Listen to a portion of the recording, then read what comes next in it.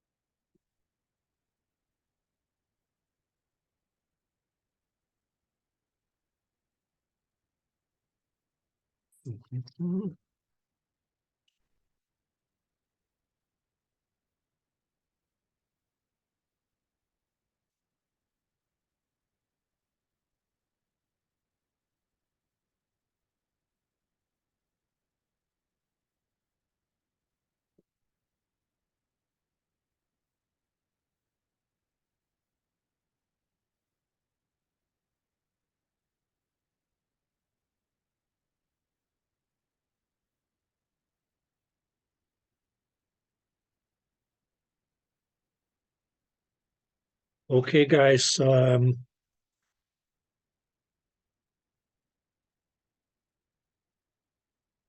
did we finish off this Friday?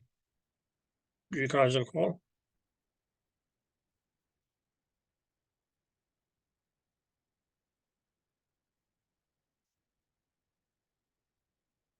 Nope.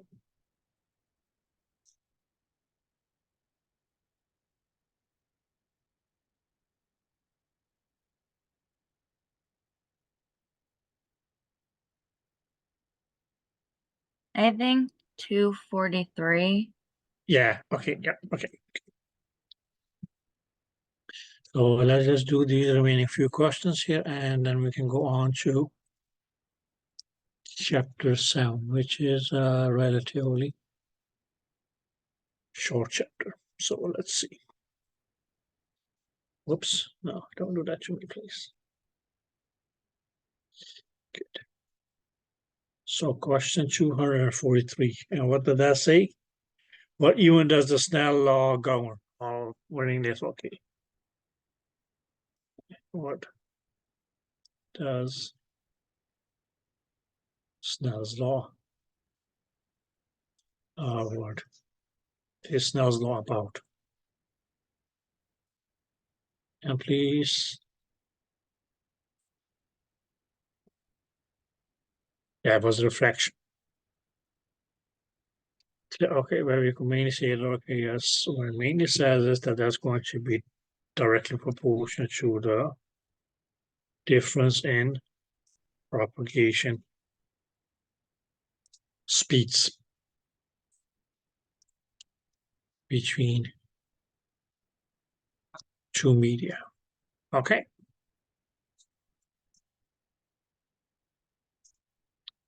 Did that make sense?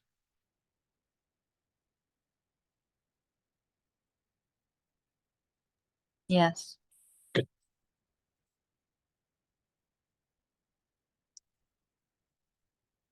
244. Which of the following best describes the process described by Snell's law? Okay. The reflection of a normal incidence? No. Because when we have a refraction, that has to be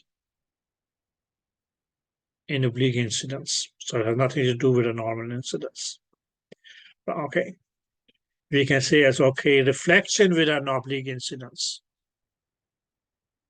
No, because it is going to be the refraction, which is going to okay happen during with the transmitted wave. Okay, so transmission of a normal incidence, no, is going to be okay transmission of an oblique incidence. Okay, which means as okay, if this is okay was or oblique incidence. Okay, and we can say as okay the degree to which it refracts. You can say as okay bend. But that refraction is okay. Still is going to happen in the transmitted wave. Clear? Okay. And what was going to cause that? That was mainly because of the speeds not being the same. Clear? Okay. And okay, yes, since we have different speeds, we most likely may also, yes, okay, have different impedances, but not necessarily. But that's okay. If there's a difference in impedance, or we can say that's okay, the impedance of one media is not equal to the impedance of the other, then you will have a refraction, or reflection, sorry. Okay, where we already said, yes, okay, then this angle here is going to be equal to this angle. This is going to be the angle of incidence. This is going to be the angle of reflection. Yeah, okay. But what your Snell law means, yes, okay, talks about is going to be, yes, okay, the angle of the transmission. Okay. And what's going to determine whether it refracts? That's going to be, yes, okay, if there is a difference in speed. So this here, this angle here, that's going to be, yes, okay, the angle of refraction.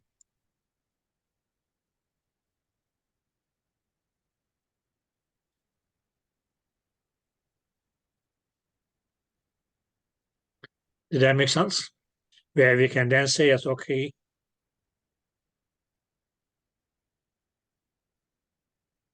this here, that's going to be, yes, okay, the angle of transmission.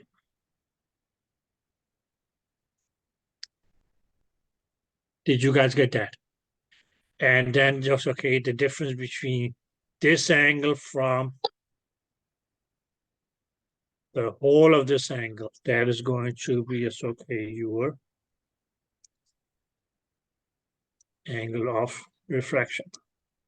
How many degrees did the beam deviate off its track?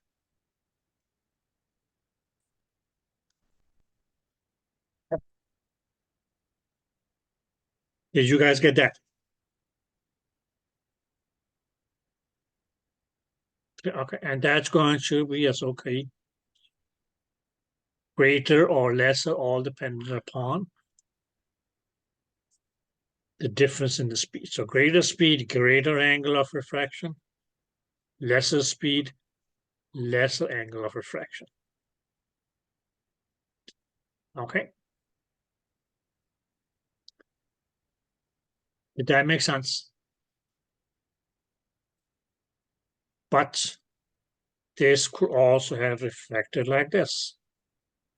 To become, okay, a greater angle, I could reflect to this, yes, okay, where it became a lesser angle as the angle of compared to the angle of incidence.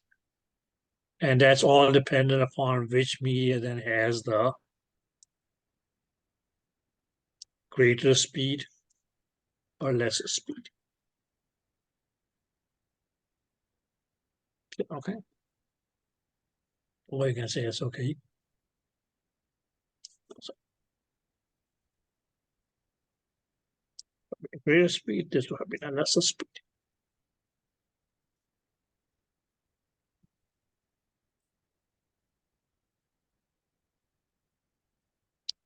Any questions?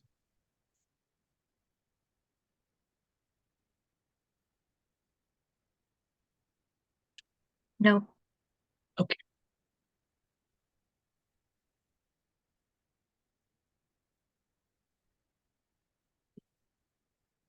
Question number 245.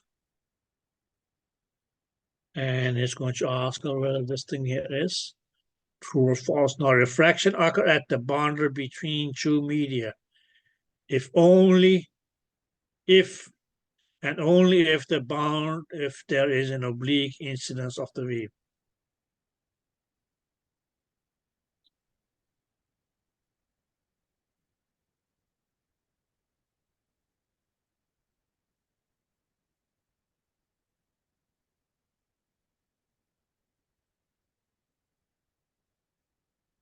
Okay. Now let's say that is true. Because you can have, if you says, okay, that's going to be, it's okay. No refraction in case of normal incidence. Yeah, okay.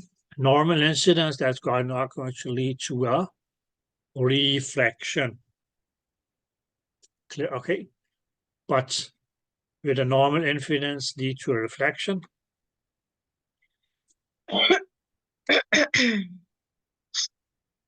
Yeah, okay. What's going to cause the reflection? That's going to be, okay, difference in the impedances.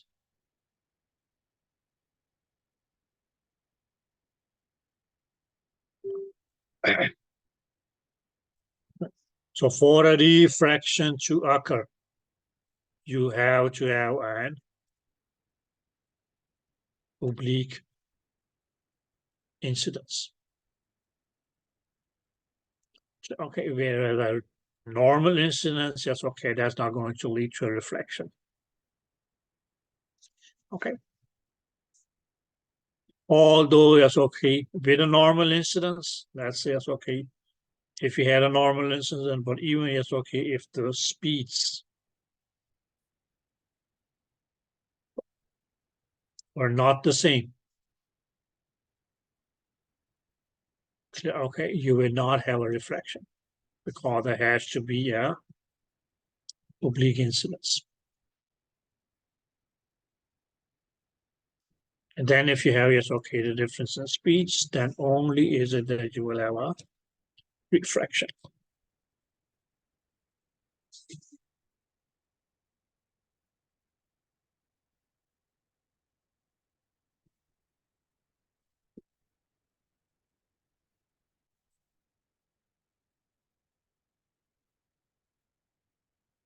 Did you get that?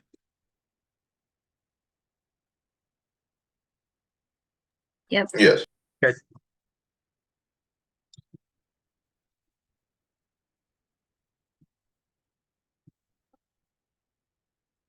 (246) what occur? Okay, what conditions are necessary for a refraction to occur between the occur at the boundary between two media? That's okay. And I said that's okay. What were the requirements for a refraction to occur? Two things. First, an oblique incidence. Clear. Okay. The second was going to be, that's okay, uneven. Or we can say, okay, not equal. Or it could also be worded as, okay, not the same.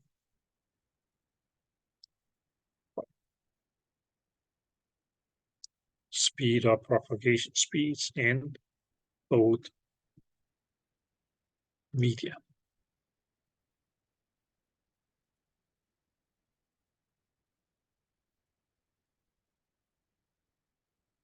Clear? Okay.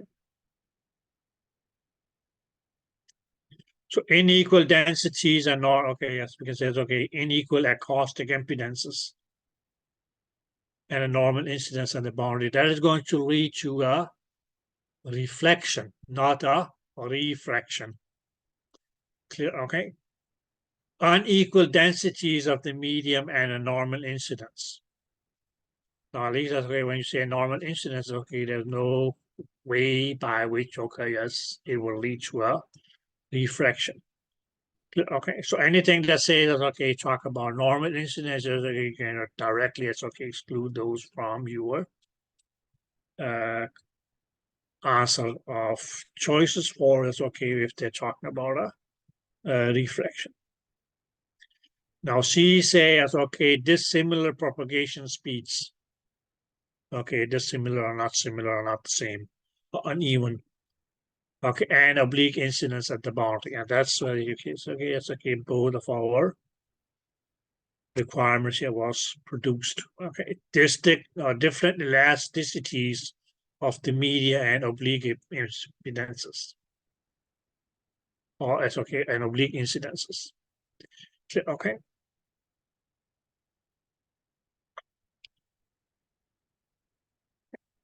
So that's okay, all those okay, oblique incidence, but it's not going to be different elasticities of your media, but rather it's okay, different propagation speeds. Okay, now all that we can say is okay, your propagation speed is okay, maybe is okay, somehow related to is okay, elasticity, which is just the opposite. Pretty much okay, it's the same as compressibility. Okay, which was opposite. Oh yeah, okay, here we go. Which was the opposite of stiffness. Clear, okay. But not only elasticity, because okay, there was another factor as well that determined the propagation speed, which was density. Clear, okay. Okay. Did you guys get that? Yes. So not only elasticity, because okay, or it's okay, which is going to be opposite to stiffness. So you can say it's okay, greater stiffness would be as okay, lesser elasticity or compressibility, and vice versa. Okay. So that was not the factor, but it was more like it's okay, the stiffness that affects the speed. Okay. And that would have caused that's okay, difference in speed. But even as okay, the stiffness alone will not be as okay the ultimate answer, because it's okay, it's also going to be as okay dependent upon the density of the medium. So it's mainly going to be as okay the difference in your speeds.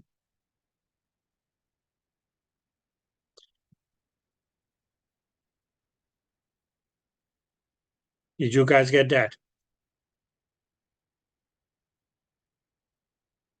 Yes. Okay. 247. Again, true and false. So refraction always occurs at interfaces between two media when the propagation speeds of the diff media are unequal. Now what they say here is that okay, that refraction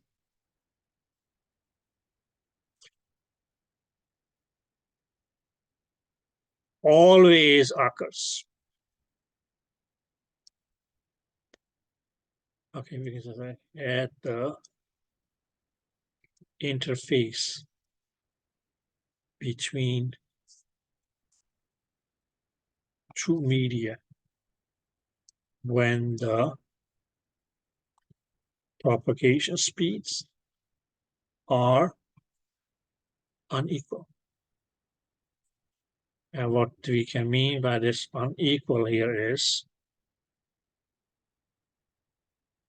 not the same. Where we can mean is okay, if you find this, okay, now what they're asking here is always occurs.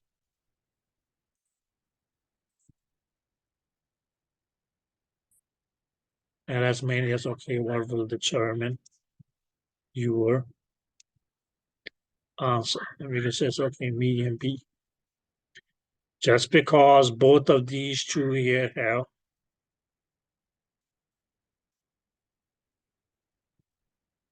different speeds, are we always going to have a diffraction? The answer for this is no, because that refraction is only going to occur if, along with the different speeds here, that we had an oblique incidence. Clear? Okay. Because what happened if you, for instance, okay, had a normal incidence? That means it calls that, okay, yes, this always occurs.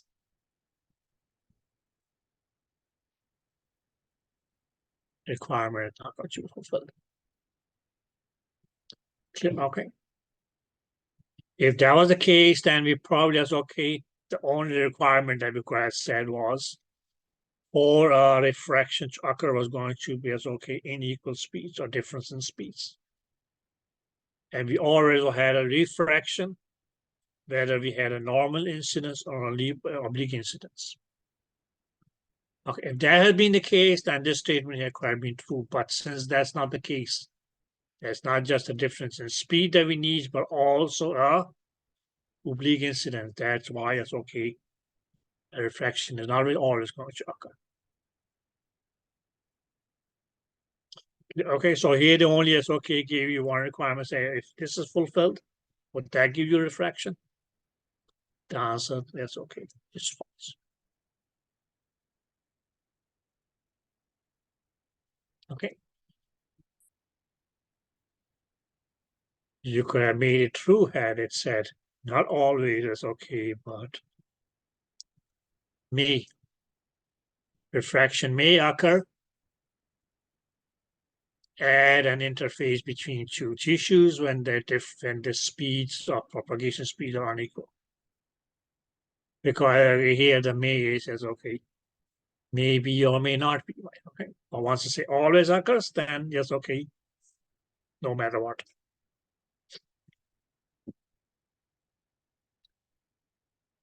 Did you guys get that? Yes. Good. Question number 248. Okay. Now we see questions with a lot of numbers. Let's clear this out. Yes. So what do we have?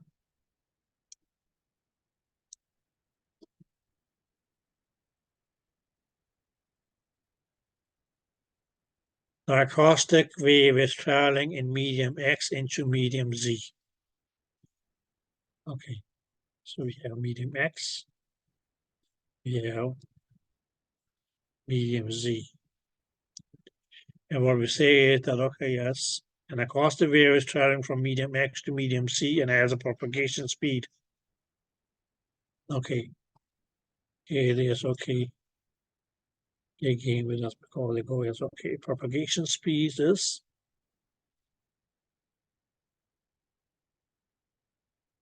1457.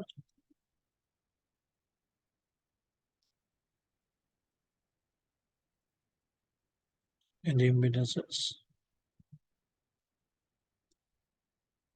1.44 megarails. Medium Z has a propagation speed of 1644.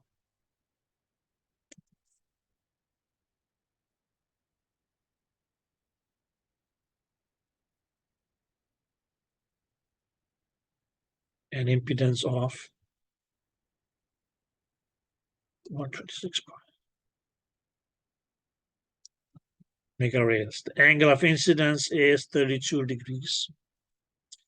So yes, okay, our angle of incidence here is 32 degrees. Now, what is true of the angle of the transmitted wave? Okay. And the main thing that we needed was, well, okay, we didn't really need to know about the impedances. The main thing that we need to look at is the speeds. Now, since here's okay, these speeds here are not the same. Clear, okay, which means okay, one speed is going to be greater, one speed is going to be lower. And we can just say it's okay, this speed here is lower, this speed here is going to be greater. Clear, okay. So since there are going to be different speeds, there are going to be okay some sort of refraction, which mainly means that, okay, yes, it could not have turned on with, okay, yes, continued on with a angle of 36. Now here, yes, okay, guys, if you just remember what I said, medium with lesser speed, lesser angle, medium with greater speed, greater angle. So here's okay. Our angle is going to be as okay, anything greater than 32 degrees. It could be 35, it could be 40, it could be whatever. Did that make sense? So since medium Z as a zebra is the medium with the greater speed, that's going to be okay, that it has an angle. It's going to be a greater angle. Or in this case, here we can say it's okay that the angle of transmission is going to be as okay, greater than the angle of incidence.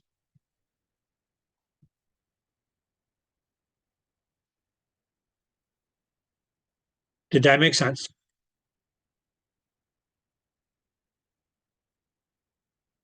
Yes. Okay. Had medium X, for instance, have had a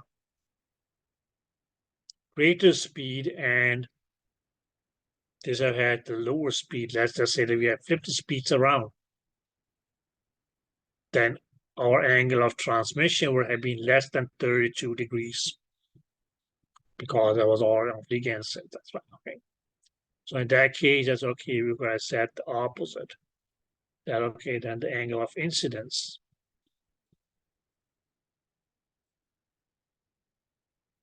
would have been greater than that of the angle of transmission.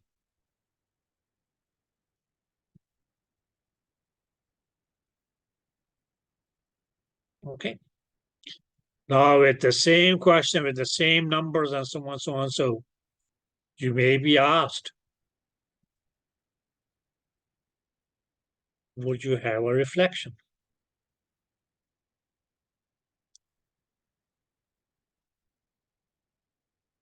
Now, what do we need to know whether we have a reflection or not?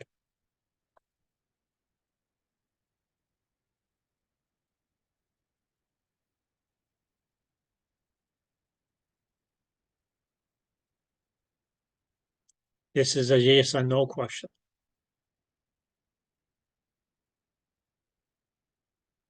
What will you need to know whether you are going to have a reflection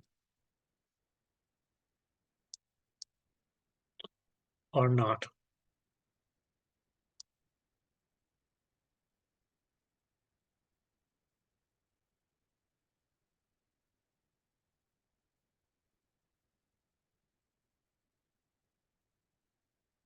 Different impedances.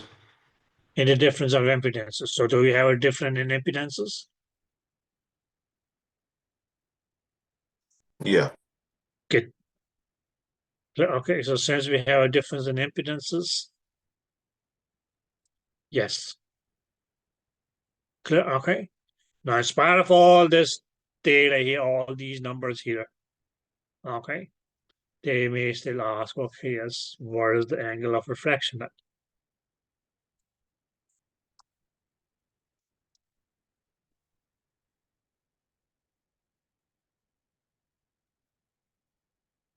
No math involved.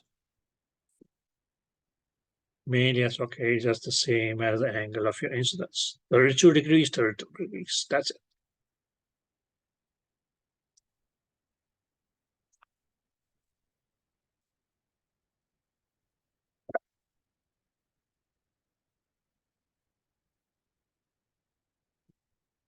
Did you get that? Yes. Okay.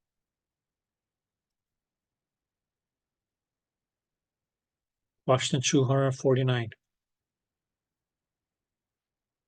And you can mainly say, okay, the easiest way to answer these questions here is, okay, what do we have? Medium A and medium B. Now, please, I said that the other day as well. Then they may go like this. So if you don't read your question carefully, it's okay. You may, it's okay, end up choosing, it's okay, the wrong answers. Because what they say here now, a acoustic wave in medium B is traveling towards medium A. So this means it's okay, we will have, it's okay, our incidence, and this is when we will have our transmission. Because it says travel in medium A, now medium B towards medium A. Did that make sense?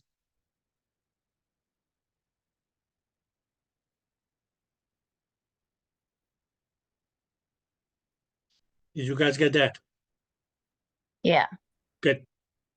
So they could have done the same with in the previous question as well, right? Okay. Good. Now the sound beam strike the boundary at a 45-degree angle. So okay, here they gave us the angle first. So we have, okay, yes, a 45-degree angle. Strike the boundary, says, okay, that is going to be the incidence. Okay. Now, though they have given us is, okay, the speeds of propagation. So the speeds of propagation, okay, for medium A. Now again, that's okay, they play tricks here because first they give us the speed of medium A, which is 1547.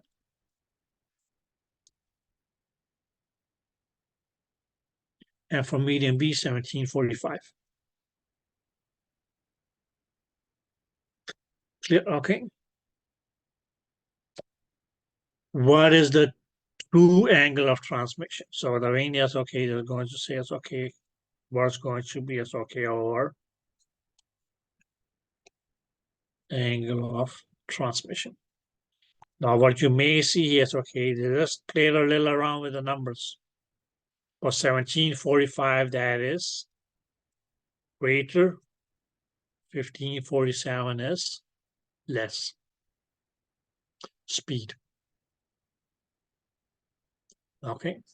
Where your angle of incidence was 45, that's mainly going to mean that, okay, here's the angle of transmission.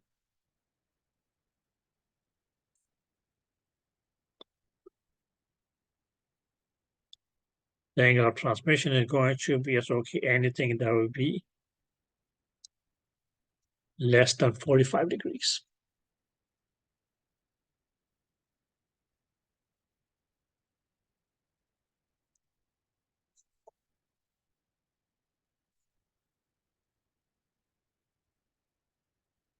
Did you get that?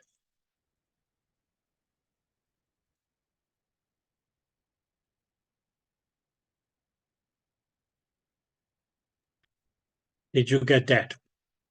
Yes. Good. Now my same question will be,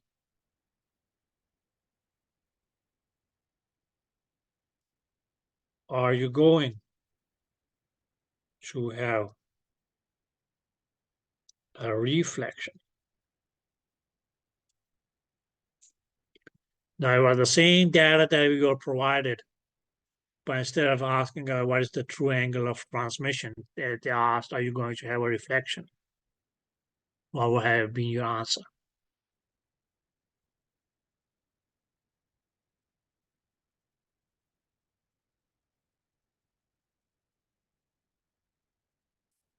Yes, guys.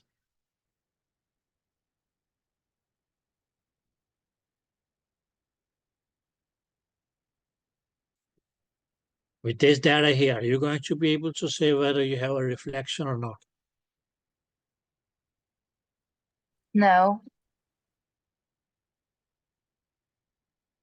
Okay, you're not able to tell us? Why? Always part of the question did you answer as no? We wouldn't be able to determine the reflection because we don't know the impedance. Exactly. Good. Exactly right. Okay. So we only got the speeds. Although it's okay, we have different speeds, but we may have different impedances. We may not. Clear? Okay. We may not. Clear? Okay. So had it said that, okay, yes, the densities were the same, although it's okay, there are different speeds, then it's okay, we will end up with difference in impedances. And then we could say, okay, yes, of course, we will have a reflection. Okay. But even these densities here could have been different. And different to a level, to an extent that, okay, yes, the impedances between, yes, okay, the two medias will still be the same.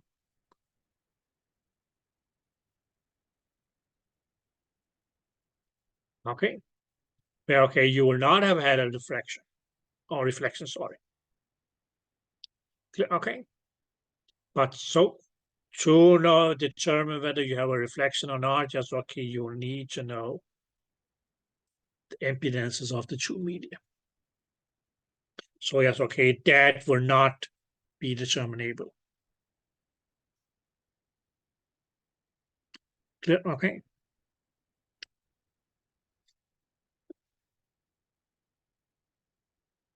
Question number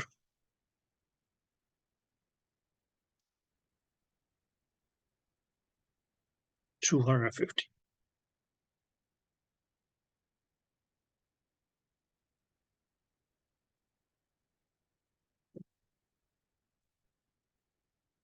Again, yes, okay, true or false. Now the period of sound wave, the period of a sound wave determines whether there is a reflection or not.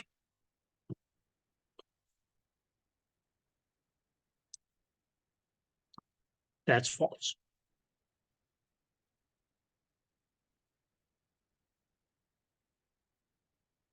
Yeah, okay. It is not the period. It's mainly as okay, just going to be the incidence, which has nothing to do with your period. Okay. Two cycles with the same period can hit at right angles and or oblique angles. Clear? Okay. Likewise, yes, okay, guys, your period that is not related and is not related to your propagation speed.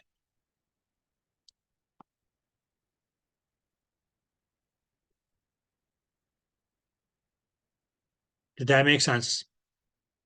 It was the wavelength that was related to the propagation speed. And how was that? How is it that your wavelength is related to your propagation speed?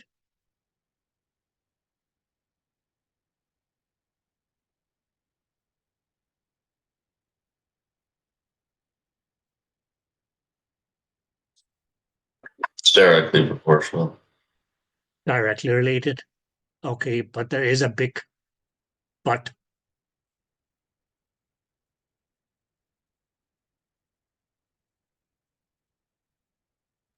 The wavelength doesn't affect the propagation speed. Or vice versa, right? Okay. Okay. Clear? Okay. So the wavelength of a sound wave does not change or affect the propagation speed, but it's going to be the speed of the medium that will affect the wavelength.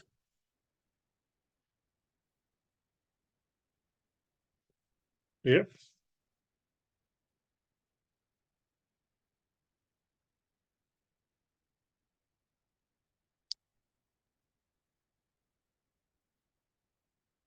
But neither of these were, it's okay, affected by your refraction.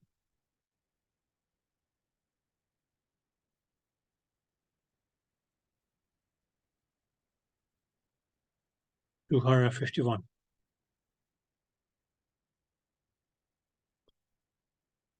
Now, a wave with an acoustic, okay, let's say a wave of acoustic energy is leaving soft tissue and transmitting into fat with an angle of 86-degree incident. What is true about the angle of transmission? So what do we have? We can say, okay, we have soft tissue and we have fat. Okay. And what they mainly say is that, okay, yes, we have an incidence that, okay, yes, at an 86 degrees. Okay, now what is going to be true about the angle of transmission? Now, some of you may go with the option that says, okay, that can't be determined.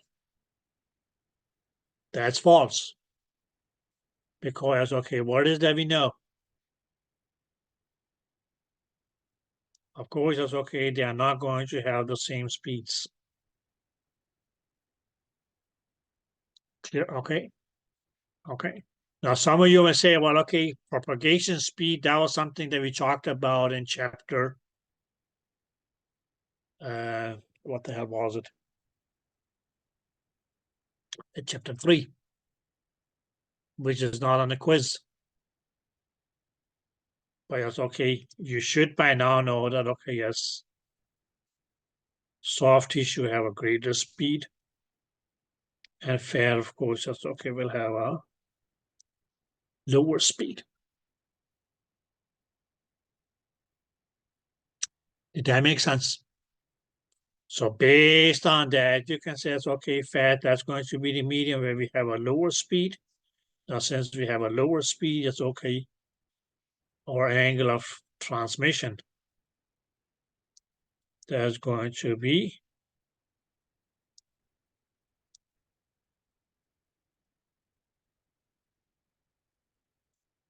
lesser than our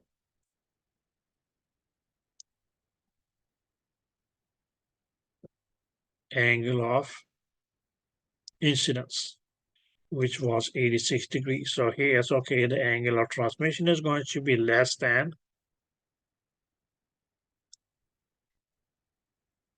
86 degrees.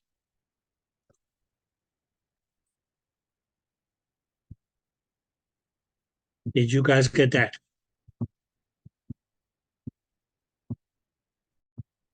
Yes. Good. So you can be given any crazy tissues. Okay, they just went with fat and soft tissue. They may say, okay, if it, for instance, says, okay, something like muscle and bone. And for instance, okay, if we had, let's say it's okay, 86-degree incidence. What could you say about your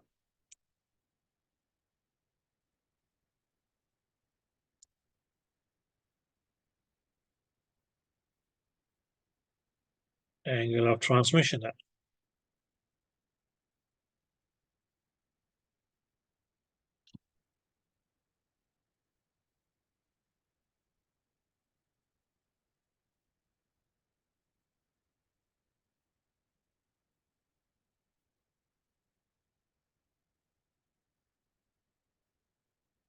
Yes, guys.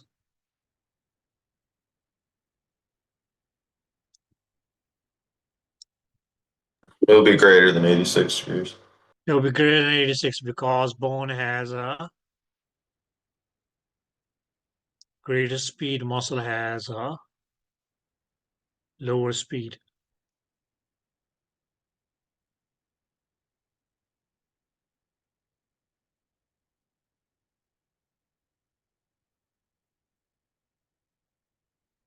Yeah, okay.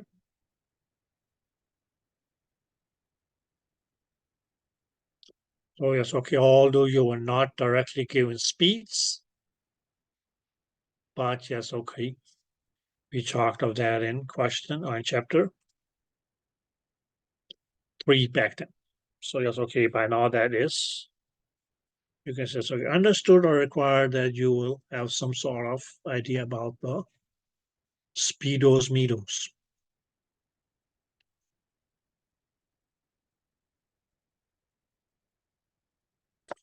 $252.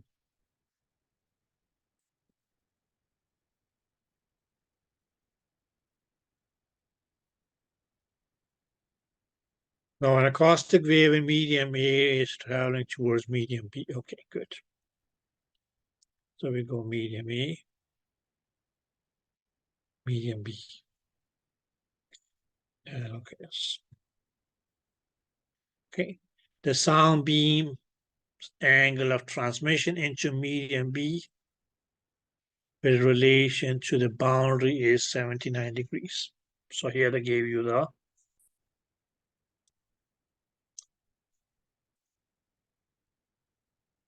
angle of transmission, which is 79 degrees. Now sound propagation speed is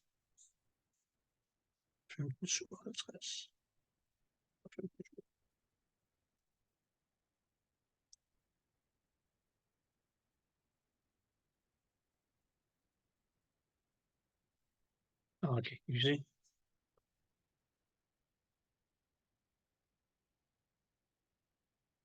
In medium A, and okay, yes, in medium B it is.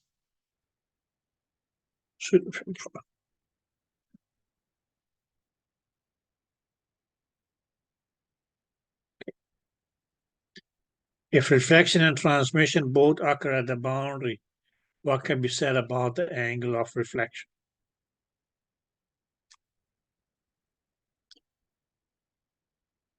Okay, now what we know here is this is our angle of transmission. Yeah, okay, where we can say is, okay, what do we have here? We have a greater speed, and yes, okay, here we have a lower speed. Did that make sense? Yep. Which mean that, okay, due to a lower speed here, that's okay. You can mainly say it's okay that the angle of incidence was going to be as okay less than 79 degrees. Did that make sense? Which mainly as okay, and when we say as okay, that angle of incidence is always going to be equal to yes, okay, the angle of reflection, which is also going to be less than 79 degrees. That's what we can say about the angle of reflection.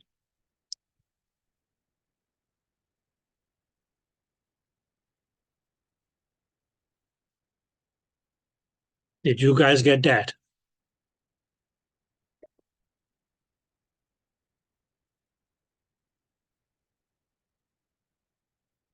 Yes. Okay.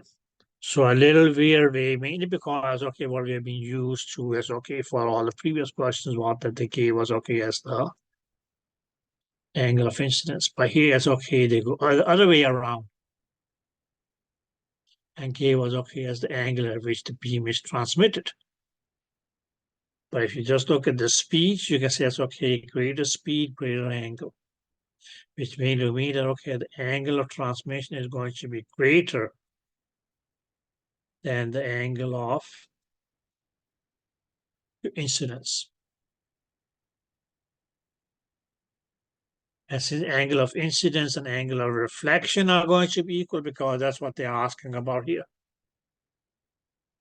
then your angle of reflection is going to be, which is equal to the angle of incidence, which is going to be lesser than angle of incidence and transmission.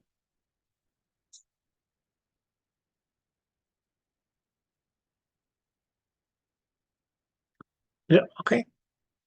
the answer had been the same, even if it's okay with giving us okay the same data and so on, so on, so, and they asked you about it's okay the angle of incidence. Had you just asked about the angle of incidence, then okay, the answer would still have been the same. Why? Because this is the medium with the lower speed.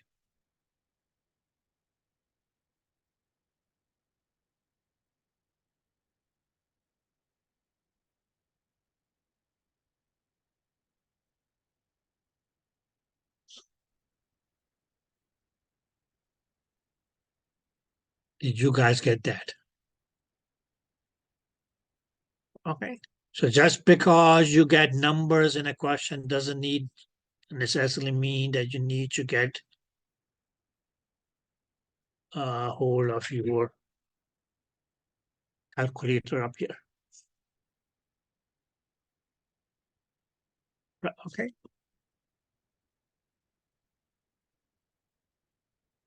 Good. Question number 253.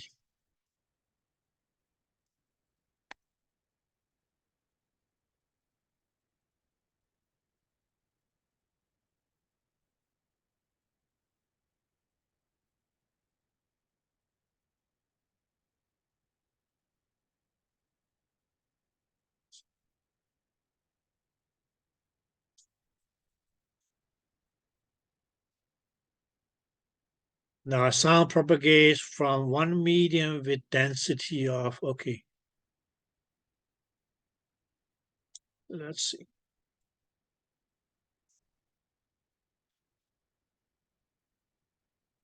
So you can just say, okay, just name them as medium A and medium B, just so we have a reference. Okay, so sound propagates from a medium with a density of 1.16 kgs. 1.16 kgs per centimeter squared, or meter squared, okay, good.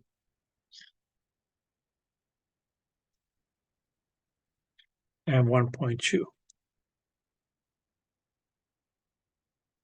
kgs per meter cube, okay.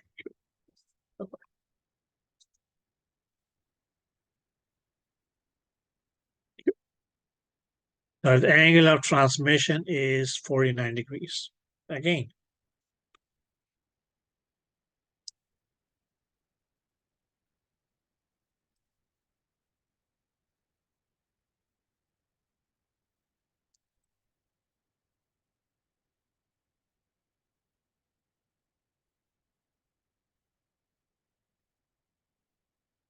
what can be determined or can correctly be stated about the angle of incidence?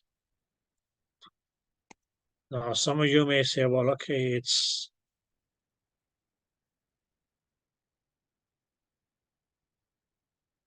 and that cannot be determined because the only thing that we were given was different densities. That was not what we needed. We needed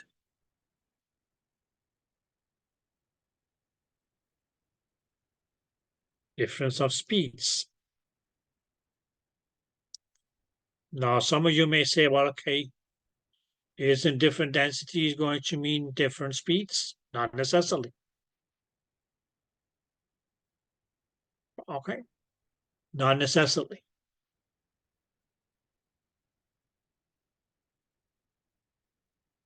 Okay, they may have different speeds, although this medium here had a lesser density, but it might have had a greater stiffness.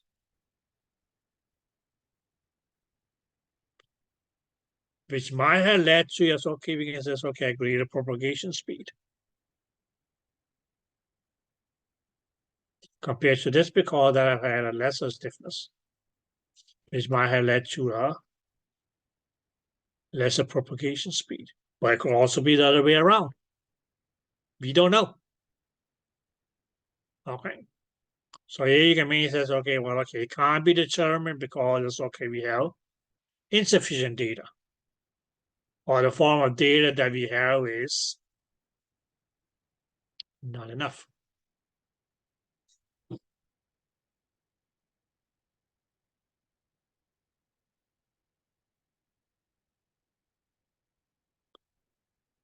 Did you guys get that? Yes. Good.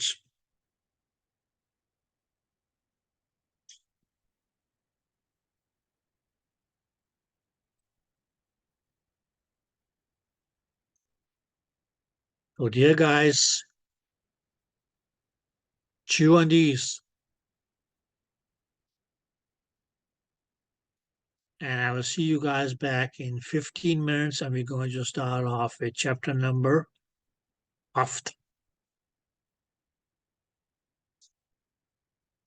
7. And for the next 7 days, we're going to be talking about chapter 7. No. No. Just kidding. It will be hopefully finished with chapter 7 today and with the questions in the back, because it's a short chapter. Let me give you guys some homework. I already gave it to you, but okay. Please make sure that you know your pulse repetition period, pulse repetition frequency, and its relationship to depth. Did that make sense? So you can chew on those relationships. Yes, okay, during the break. And when we come back, yes, okay, we can start talk chapter 7. Yep. So see you guys at 10:15.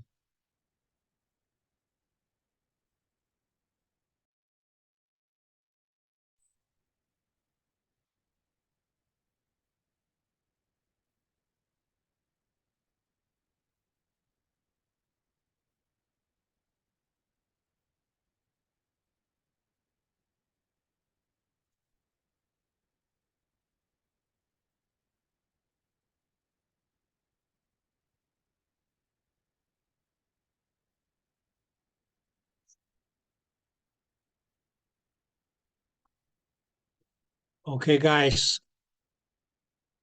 So you guys read on your pulse repetition period, pulse repetition frequency, and its relationship to depth. Good. So what did you find?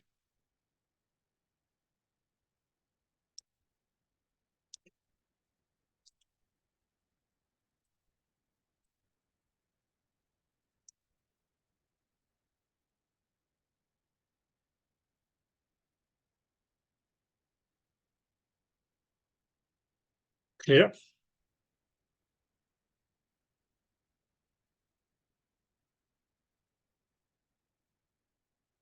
Which means, yes, okay, we just make it inversely proportional to this. Now, guys, to begin with, we're going to rename our pulse repetition period. In this chapter here is going to be referred to as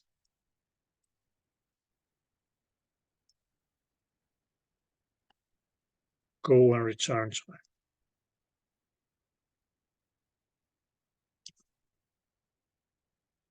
Did you guys get that? You said go and return time? Exactly. Okay, thank you. Clear? Okay. Or yes, okay, we will also, yes, okay, this chapter here also refers to also as okay, the time of flight.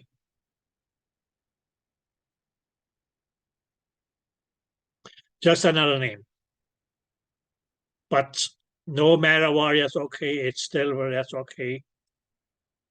Yes, okay, were in the previous chapters called the pulse repetition period. Or more correctly, guys,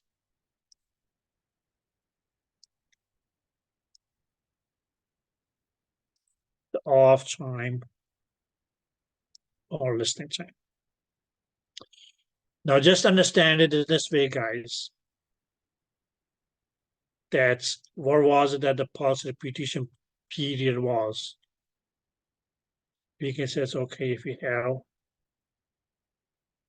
pulse 1. Okay, now that pulse 1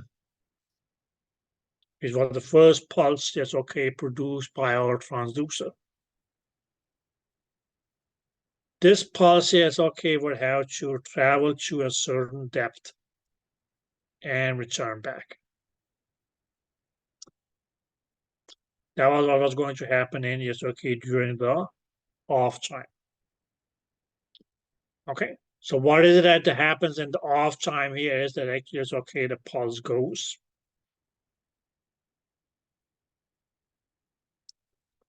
And it returns. And then is it that the system then is going to just okay produce the next pulse. Did that make sense?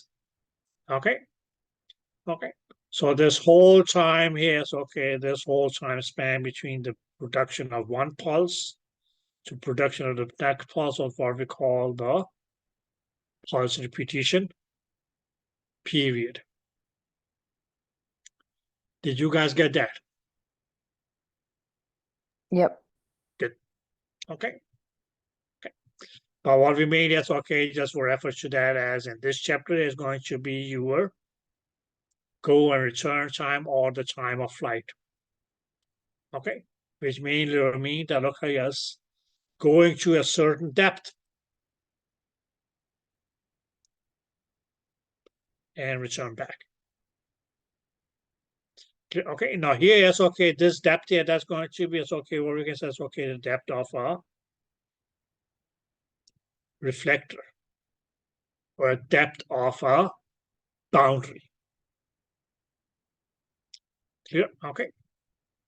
Although yes, okay, in chapter 4 we mainly said that okay, yes, it was going to yes, okay, mean yes, okay, your pulse repetition period was going to be yes, okay, directly proportional to depth of image. But it still makes the same because okay, we can say in that way that if you for instance okay, have a reflector here, have a reflector here, have a reflector here. Okay. Now, but for now, just just understand in this way that it takes a sound wave or a pulse, lesser time just okay, go to this reflector, then it will go to this reflector and return back, or it will go to this reflector and return back.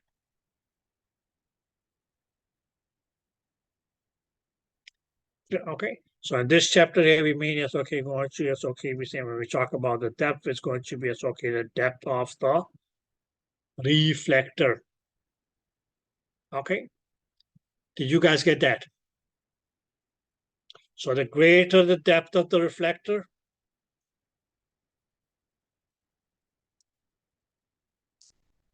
greater is going to be your PRP. Greater is going to be, it's okay, what we call the go and return time or greater time of flight of that pulse to go and come back.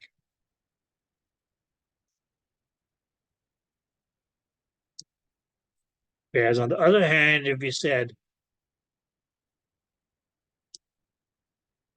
lesser depth of reflector, but of course, yes, okay, lesser is going to be the PRP or lesser, yes, okay, off time or listening time, which may require, okay, yes, lesser is going to be your go and return time, lesser is going to be your time of flight.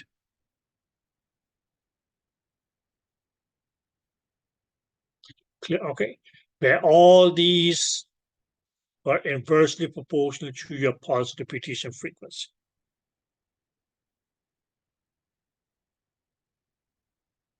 Because what was the frequency? It was mainly going to be as okay, how many pulse repetition frequency, sorry. How many pulses do we have in a second? Yeah, okay. How many pulses are there going to be produced in a second? So if they're going to just okay travel a shorter distance, that may cause that okay, yes, or shallower depth. That's mainly going to be that okay, yes, you will have a shorter pulse repetition period, or a shorter or lesser go and return time, or a shorter time of flight, which mainly mean that okay, yes, that pulse will yes okay, or there's going to be yes okay, more pulses produced in a second, which will cause your pulse repetition frequency to be greater. Or on the other hand, if you have a greater depth of your reflector, well, okay, yes, you will have a greater off time or listening time, or a greater pulse repetition period, which will be the same as saying having a greater go and return time, or a greater time of flight. And mainly because it takes the pulse more time to go and return to a greater distance. That would mainly cause that, okay, yes, the number of pulses repeated in a second is going to be less.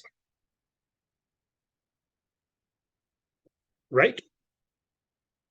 So that number of pulses repeated in a second is going to be, okay, what we call the pulse repetition frequency will be lesser. So guys, to begin with, yes, okay, where we in chapter 4 refer to as off time or listening time, which in the PRP was the only thing that could be changed, mainly it's okay by changing the depth. In this chapter, it's just going to be referred to as go and return time or time of flight.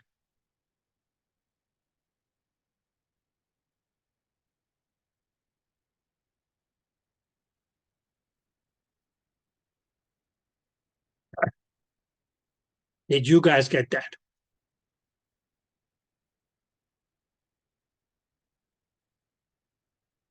Yes. Yeah, okay.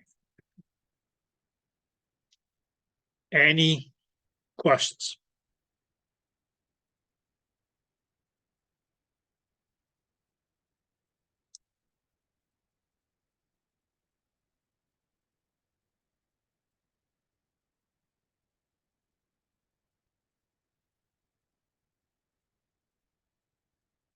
Any questions, guys?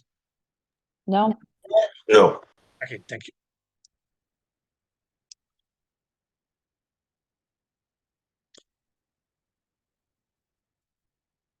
Now, of course, that's okay in the tissue or in the body. Yes, okay, what is it that we have?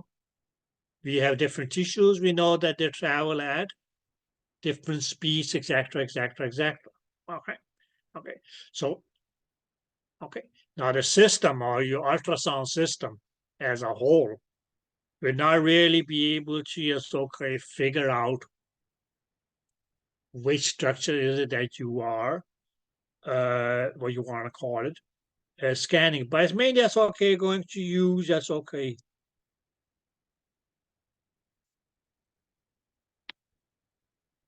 the speed of soft tissues, which we know is okay as mean speed, or is going to be as okay the average speed of sound in all tissues from the slowest to fastest. Okay, and mainly as okay based on okay as the speed of the sound in sound tissues here. Actually, it's okay on a scan, mainly because it's okay based on it's okay the time that it takes the pulse to go and come back. Go and come back. will actually, yes, okay, be able to, yes, okay, with some, yes, okay, surety, yes, okay, or accuracy, be able to say, demonstrated at different depths. Okay, so what the system actually does, it determines the depth of, let's say, yes, okay, this reflector here versus this reflector here. Mainly by, yes, okay, what about the time that it took a pulse to go from this tissue and back, and let's say it's okay, this tissue here and back.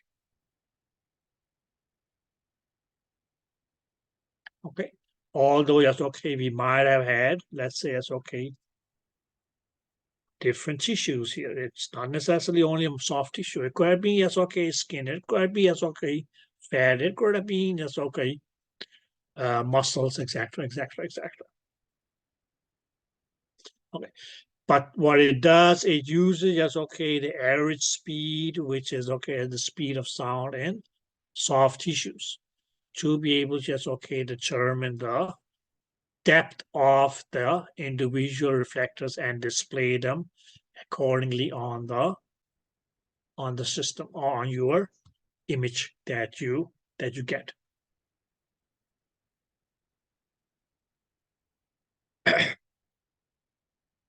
Did you guys get that? Yes. Now, there is an equation in your book that says that depth, and here it's okay, they go and say it's okay, depth that's going to just okay be calculated in millimeters. Yeah, okay. Now, what is that going to be equal to?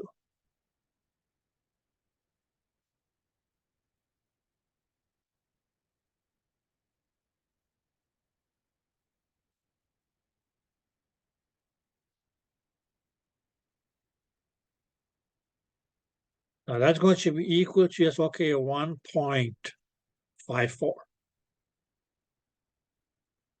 And that's mean that's okay, why we here is okay, get the depth in millimeters. But of course, we can say it's okay that 10 millimeters, of course, that's okay, that's going to be equal to 1 centimeter. Okay. And why? Mainly because it's okay, the system. Now, doesn't mean it's okay what your system does.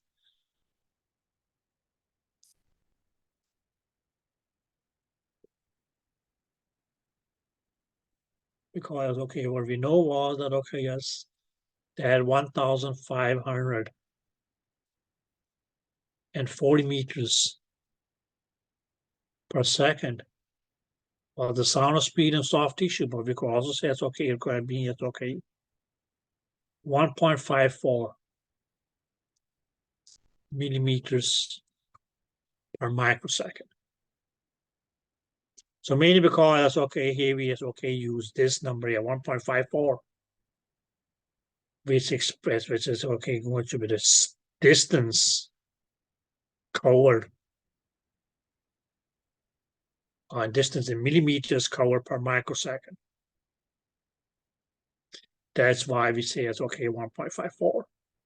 We take that as the fixed number, which for the one to be is okay, the speed of sound in soft tissues when we use the unit meters per microsecond. Now, what they do here is that they go and say, it's okay, the go and return time. Clear? Okay. Now, mainly because, okay, we express, okay, we chose the numerical value of the speed of sound expressed in millimeters.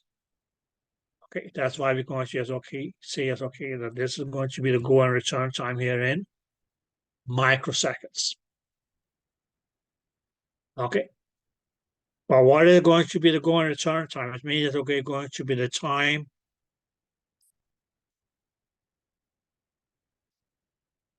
to go for the pulse. And we can say it's okay. and time to the chart.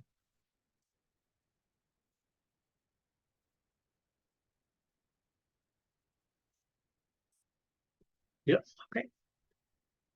And then we says, okay, it's okay, just divide this whole thing here by 2.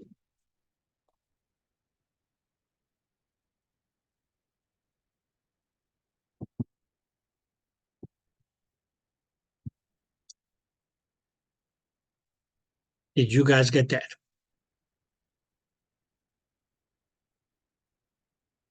Yes. Good.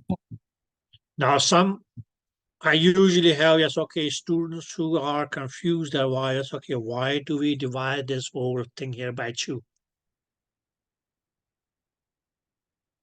To determine the depth. Now, please look at it in this way. Let's say it's okay that we have an image here. Yeah, okay. Let's say that we have an image here. And let's say it's okay that in this image here, it's okay, we may have, let's say it's okay, one reflector. Let's say it's okay at this depth here.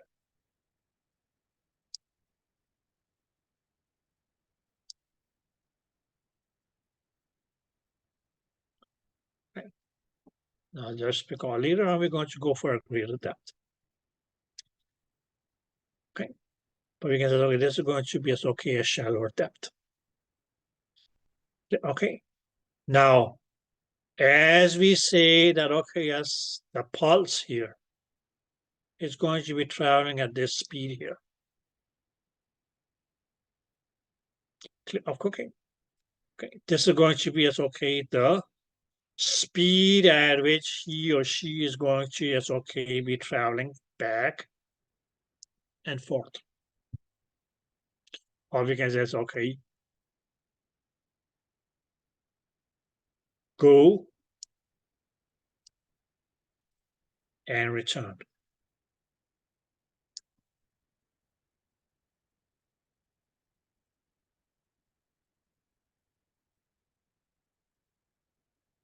Did that make sense? Okay. So if you, for instance, let's say it's okay, if you, for instance, okay, were traveling at a speed of, let's say it's okay,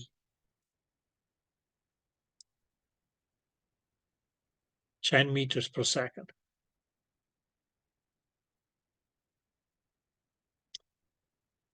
And I said, well, okay,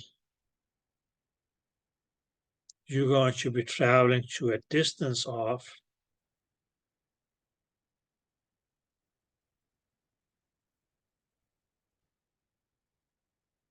10 meters and come back.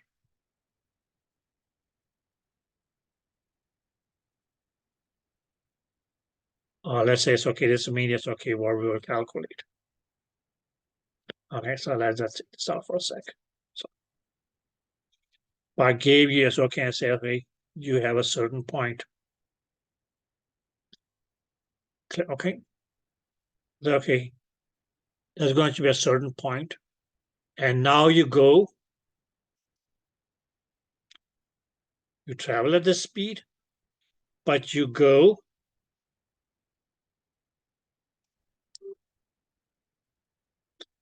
and of course that's okay.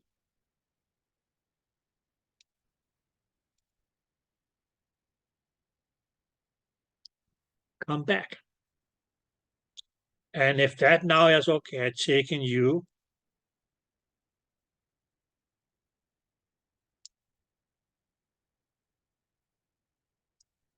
sorry, let's see,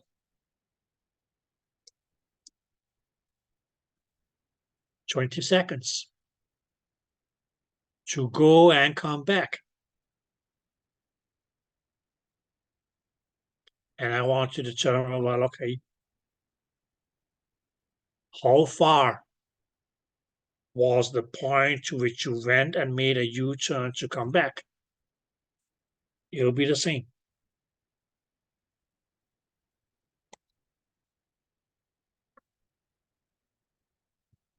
If you see this depth here, Now you are traveling at a speed of, okay, says, okay, 10 meters per second.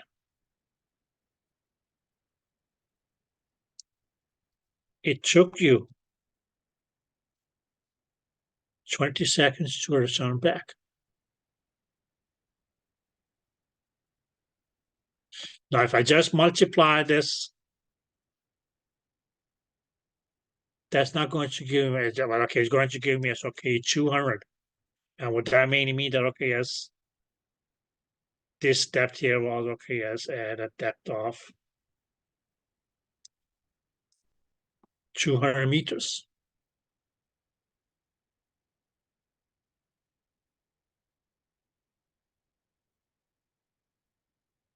Now, okay, so mainly because, okay, I just want to, okay, determine what time did it take you to go to this distance here. That's okay. I'll divide this by whole thing here by 2. Okay, bit that's okay. Constant speed. So that's where you can say, okay, this will mean it's okay. It just become this. Okay, and then we can say it's okay. Now it becomes 10 multiplied by 10.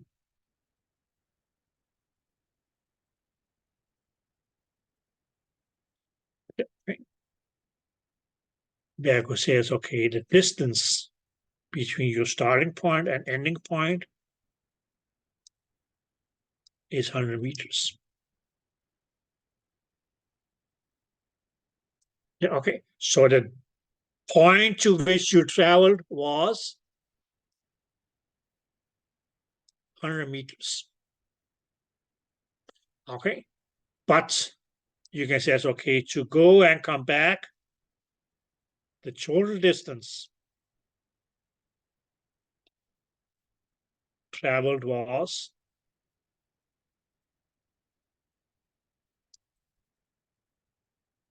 200 meters because 100 meters to go and 100 meters to come back.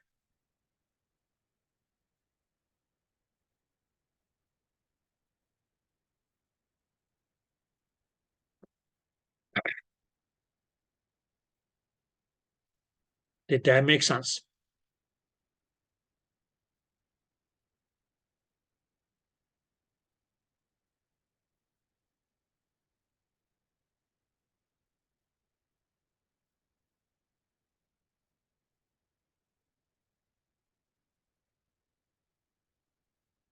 Or let us put it this way. You travel at a speed of 60 kilometers per hour.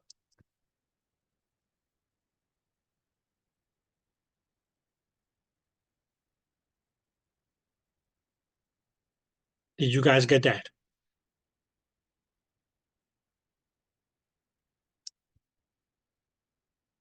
No, what does that say? It said what I said. You're traveling at a speed of 60 kilometers per hour.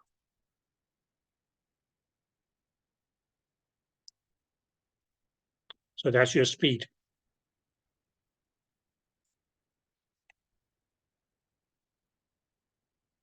Did that make sense? Yes. Good. If I said, well, okay, yes, I don't know how far it is from here, but the GPS will take you to, yes, okay, to a bakery, which is going to be, yes, okay, at some distance. And what I want you to do is, yes, okay, go to that bakery and, okay, there's going to be a guy waiting for there, and as you come by, he's just going to toss the packet of biscuits in your car and just come back. But that it now takes you, yes, okay, But now you can say, okay, your go and return time is 2 hours. Okay, I may not be concerned about the biscuits. I may not be concerned about, okay, how much time it takes you to go and come back. But my main goal was mainly as, okay, just wanted to determine how far is it? Or how far, okay, yes, okay, sorry. How far is the bakery?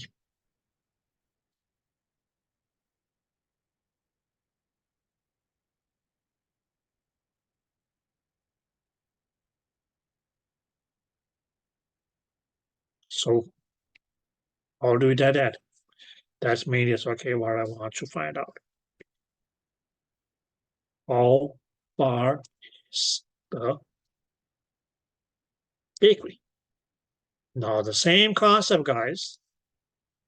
We say that, okay, yes, you don't exceed, you don't decrease. You're traveling at a fixed speed, which is 60 kilometers per hour.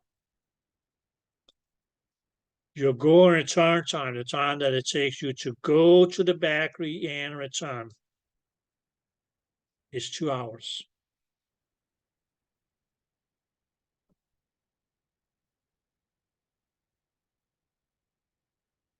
Yeah, okay. It's 2 hours. But the only thing that I want to determine, okay, yes,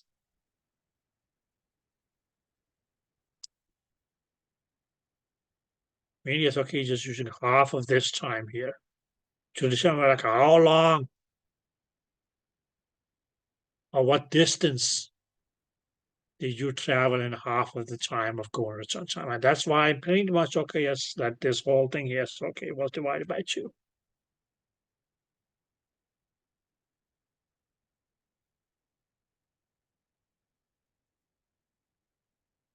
Where we can say, it's okay, bum, yes, okay, becomes 1.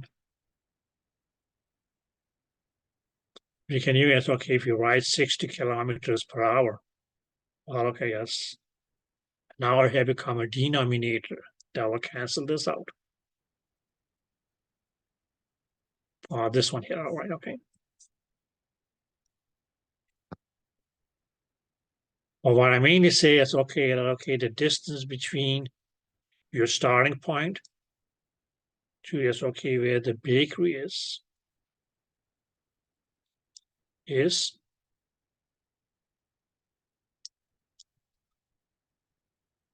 60 kilometers.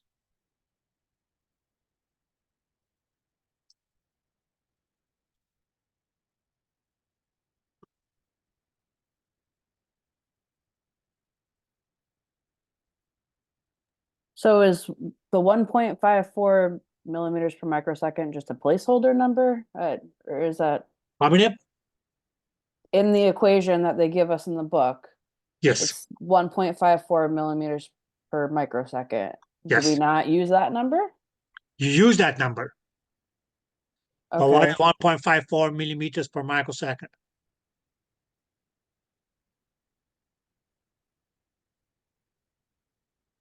You're asking, 1.5, yes, madam. you're asking what it is? Yes, That's the speed of sound in soft tissue. exactly. So then what are the numbers that you're giving us? Just examples? Just Right. examples. Super. Okay.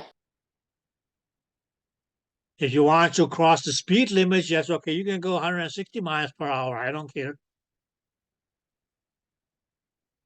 The faster you go, yes, okay, the sooner is it that I will get my cookies, right? Okay. Probably not necessarily because, yes, okay, you may be held by the police because they pulled you over, right? Where are you going?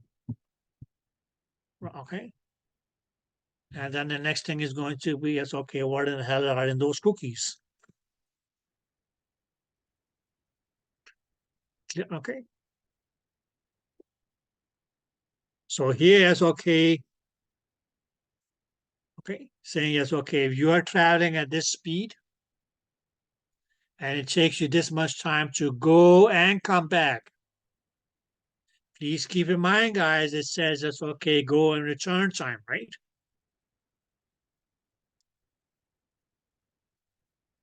Did that make sense? Clear? Okay. Now, what was the go and return time? The time that it takes you to go and come back. Because that's pretty much okay what the system has. And it's okay, well, it takes this much time to go and come back. We can say it's okay, if on an average the sound travels at this fixed speed here, this reflector is going to be at this depth here. Mike, can you just do like a super quick example just using the sound of speed in soft tissue? Just for notes purposes. For notes purposes. Okay, dear. So what can we say? Depth is going to be, it's okay, 1.54 millimeters per microsecond. Now you give me a go and return time.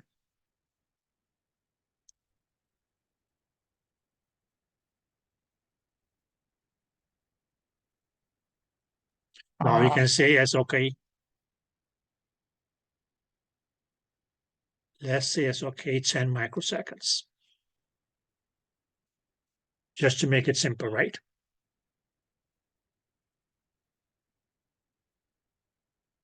Yeah. Yes. Good. Okay.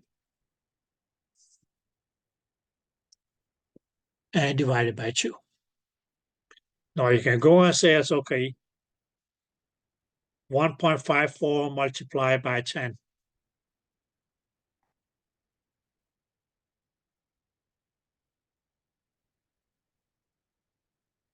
That's okay. Divided by 2. Now you can mainly say it's okay, that becomes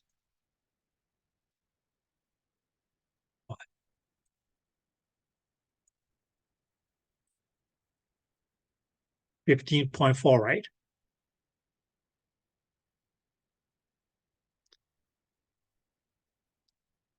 Divided by 2.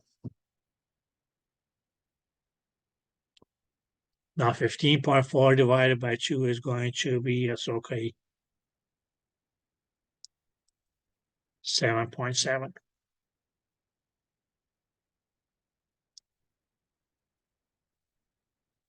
millimeters.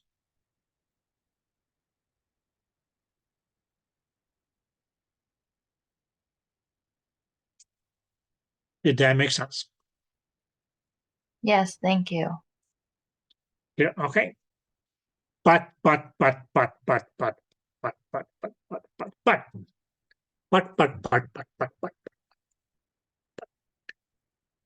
Are you going to be given this equation?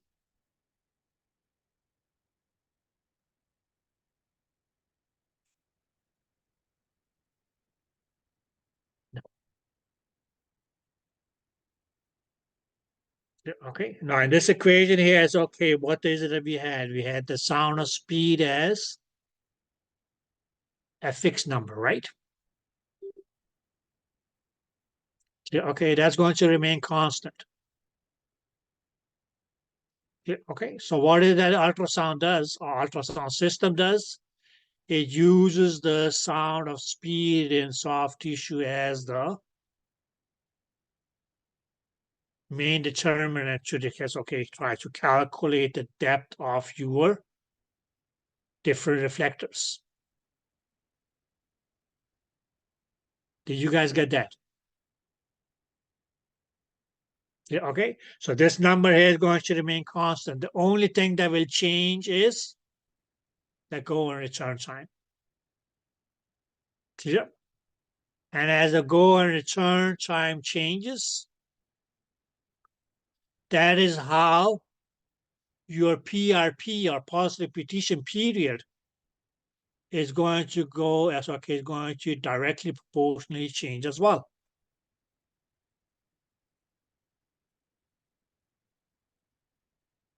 as your go and return time changes, your pulse repetition period is going to directly proportionally change as well. Because the greater distance that you have to travel is going to take you a greater time to go and come back.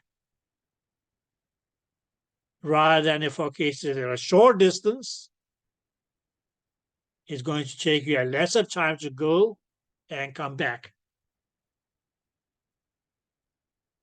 Clear? Okay, so for shorter distance, shorter PRP, less time between pulse number 1 to 2, 2 to 3, 3 to 4, 4 to 5, and so on. So, whereas, okay, if it is a greater distance,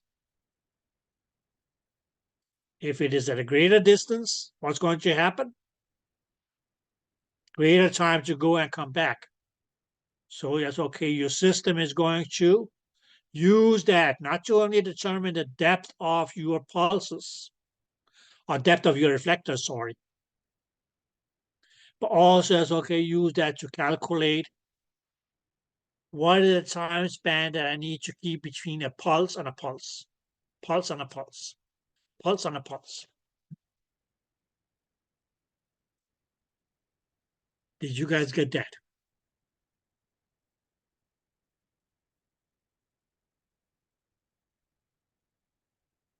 So if I'm sending any of you off to just okay, fetch something, I say, okay, well, okay, the next person is not going to be able to leave until the previous person has returned back. That's how it works here. Clear?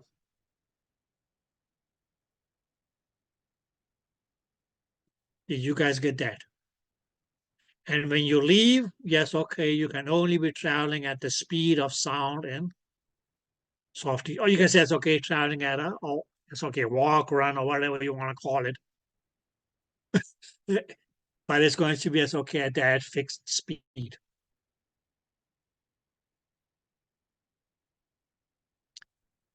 Does that make sense?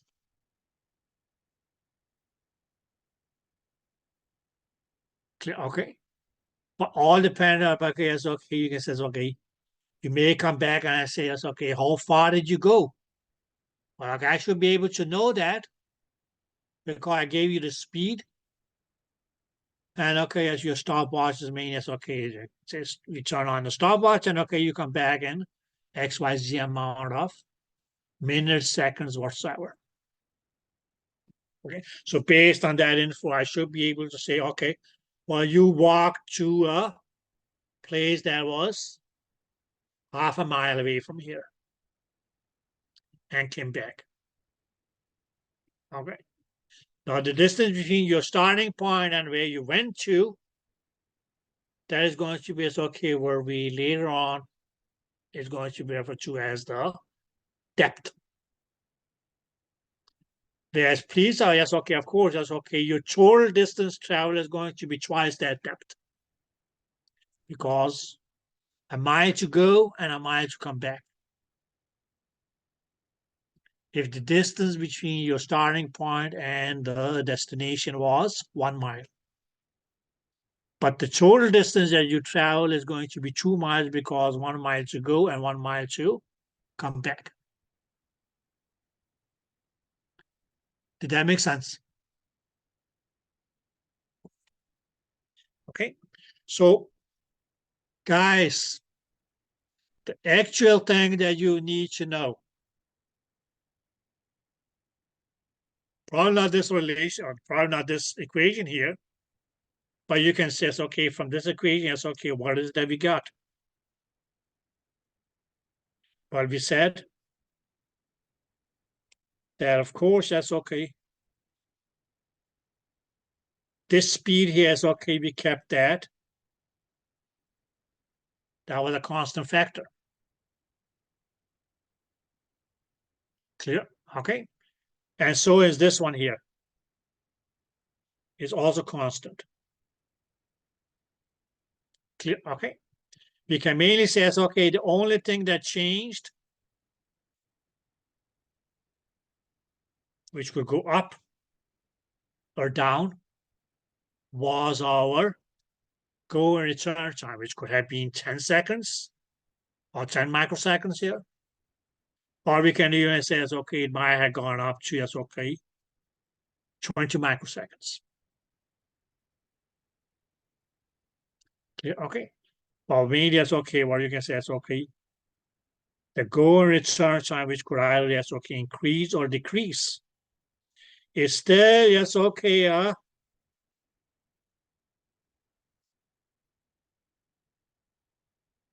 Numerator of our equation.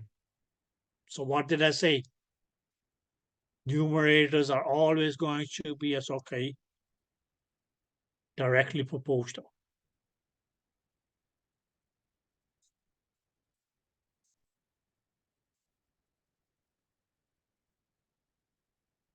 Did that make sense?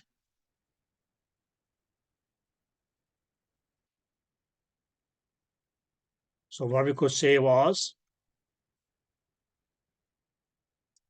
greater depth mainly will mean that okay, we will have a greater go and return time. This go and return time was what we in this chapter also will refer to as okay as time of flight, which we in our previous chapter 4 had called pulse repetition period, right?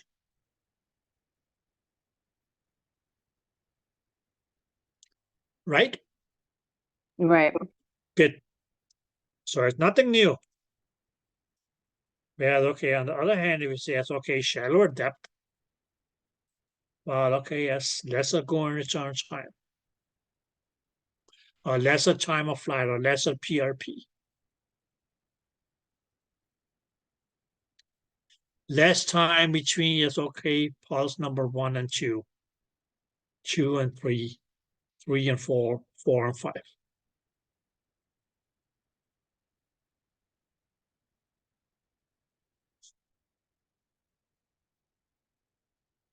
Did you guys get that? Or greater? Why greater? Why lesser? Lesser time, greater time. To go to a shallow distance and come back. Go to a greater distance and come back. Provided you travel at a fixed speed.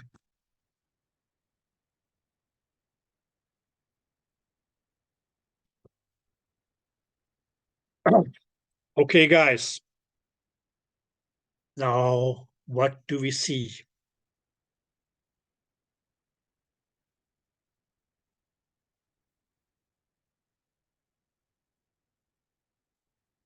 Unlucky number, microsecond rule.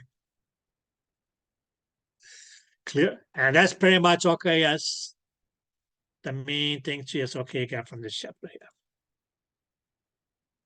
So what can we say? Or what the hell is this 13 microsecond rule here?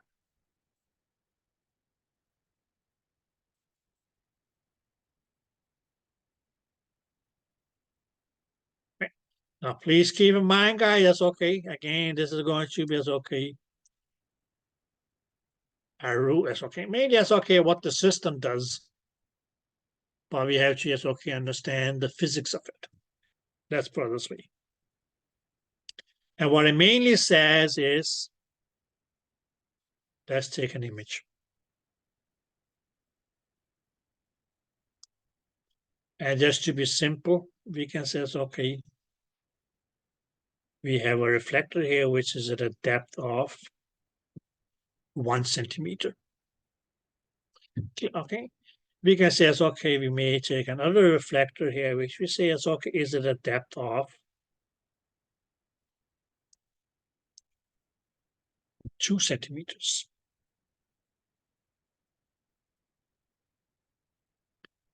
Is that clear? And you can go on. You can go to 3, you can go to 4, you can go to 5, you can go to 6, you can go whatever depths. But what the 13 microsecond rule is about. Okay. That it mainly says that, okay, and please keep in mind that it's going to be an average, meaning it's okay because we're talking about verifying it to in soft tissue.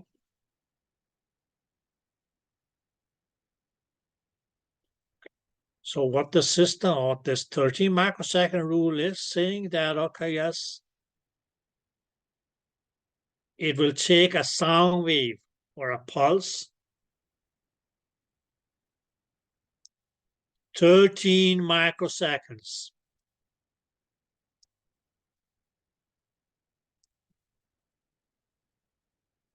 go and return time to go to a reflector which is a depth of 1 centimeters deep and come back.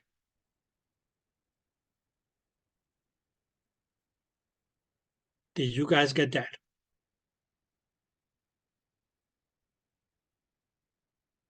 Yes. The 13 microsecond, what is it that it accounts for? The go and return time, which we also as okay can call as okay the time of flight, or which is going to be the same as okay as your PLP.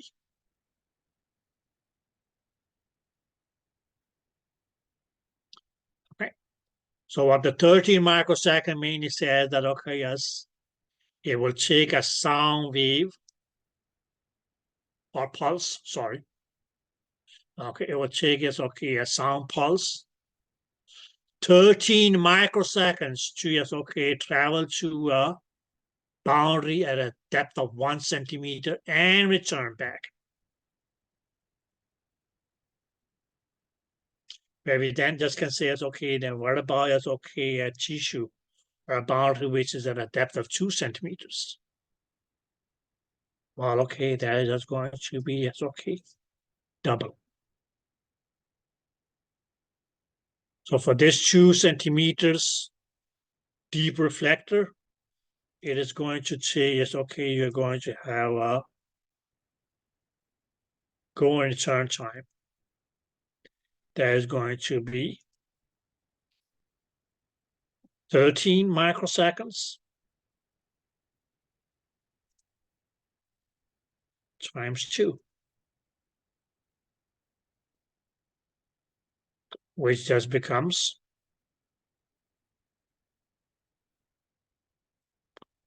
26 microseconds. Which mainly mean that, okay, yes, how much time will the, okay, so what is that going to be? That's your go and return time.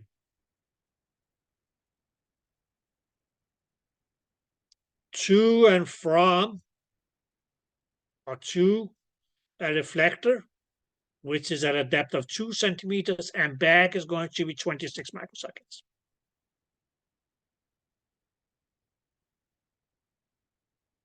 Okay, we can take another reflector at a greater depth. We can say, okay, what if it is at a 3 centimeters?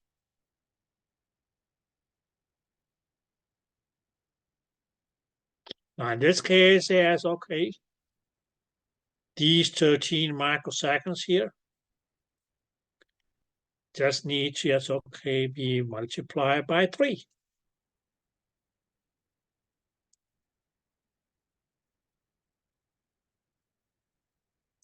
To determine, yes, okay, where is your go and return time then? Because your go and return time is going to be 13 microseconds multiplied by 3, which becomes 39 microseconds. So this is again going to be as okay, you were the time that it takes the pulse to travel to the depth of 3 centimeters and reflect back.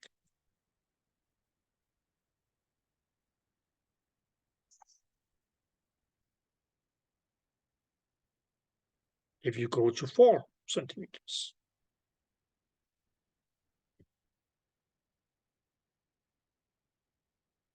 is the same. But then you just multiply as okay your 13 microseconds by 4.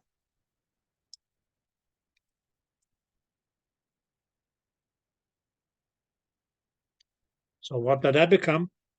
That becomes 52 microseconds. And what are those 52 microseconds? That's the time that will take a single pulse to go and come back. To and from where? To and from, yes, okay, a reflector which is at a depth of 4 centimeters.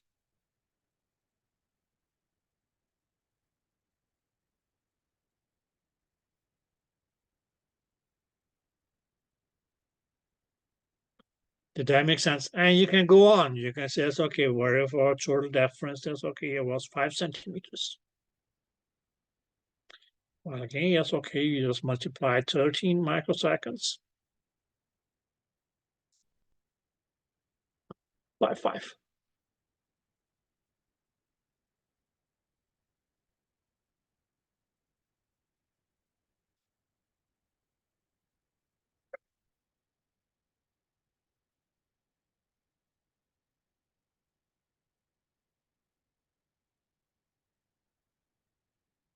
$65 microseconds.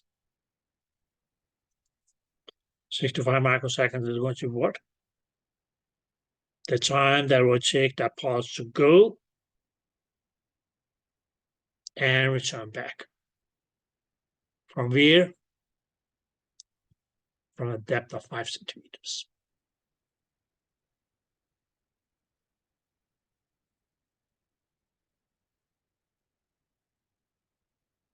So based on, yes, okay, these different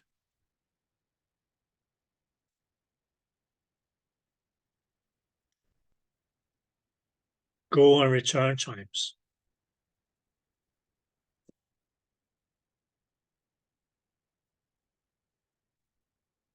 Did that make sense? Based on these different go and return times, that is how the system will say about, okay, we have a greater and greater and greater and greater time of flight.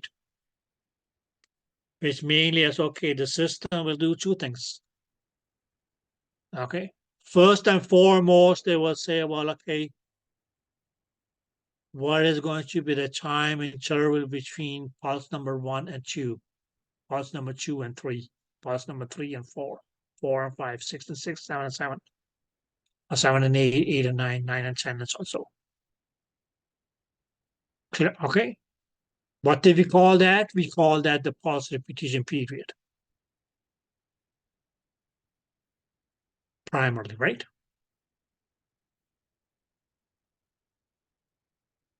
Did that make sense? Okay. Now, where that whole thing is controlled, we will talk about that in a later chapter.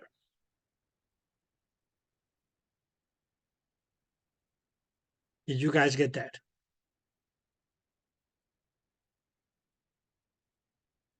Okay.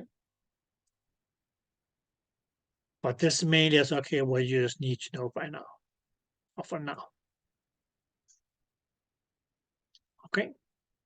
But what you can see is, okay, the greater the distance, or the greater the depth of your reflector, the greater is it that your go and return time is going to be, your time of flight, which we also call the pulse repetition period.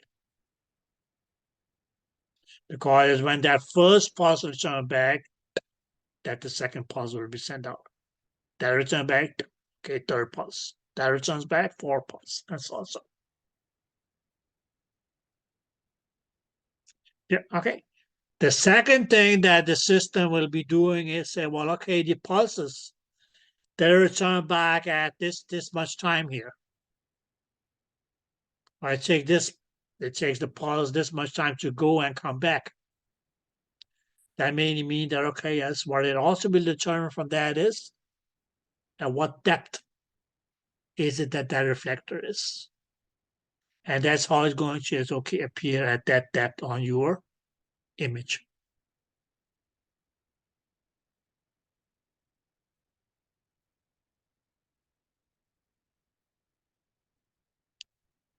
Did that make any sense at all? Okay.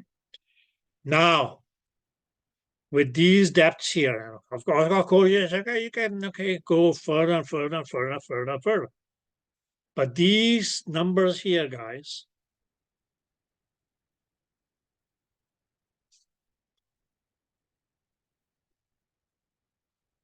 we can mainly say it's okay with that. What were that they all were? Because it's okay, the depth of the reflectors. Or let's say it's okay, the depth of the tissue boundaries. Did you guys get that? Yeah. Good. But, if your reflector or if your tissue boundary is at a depth of 1 centimeter, which may mean that this distance here from here to here was 1 centimeter. Of course, yes, okay, you travel 1 centimeter to get to this reflector and go back. Okay, but you go 1 centimeter to go and you go 1 centimeter to go back. So you can mean says, okay, the total distance that you have traveled is 2 centimeters. Or the total distance that the pulse has traveled to hit a boundary at 1 centimeter and return back is going to be 2 centimeters. Likewise, that's okay. But this one here is okay where you had a reflector at a depth of 2 centimeters. Well, okay, yes, the pulse traveled 2 centimeters to get there, but also travels 2 centimeters to go back. So for this one here, it's okay, it's okay to travel a total distance of 4 centimeters. Likewise for this one here, okay, which is at 3 centimeters, which means that the pulse traveled to a depth of 3 centimeters, but then it also traveled another 3 centimeters to get back. So yes, okay, that will be yes, okay, that the pulse travels a total distance of 6 centimeters.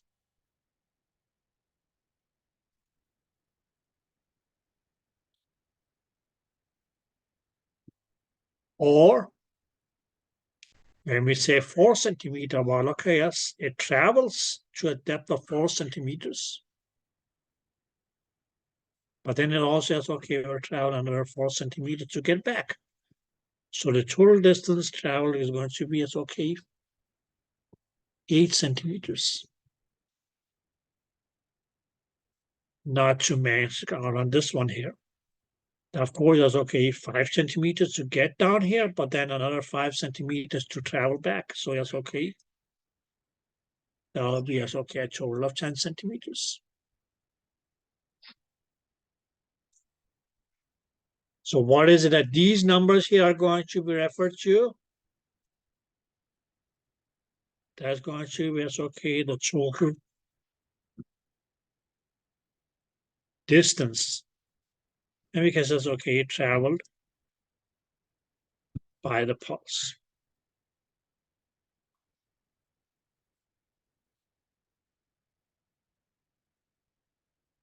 Is that clear? So how is that going to be calculated?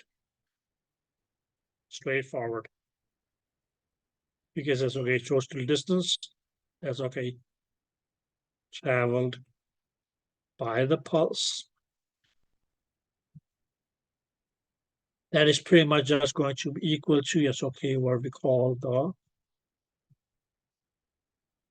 depth of reflector. And that depth of reflector means it's okay, it's just going to be simply multiplied by 2.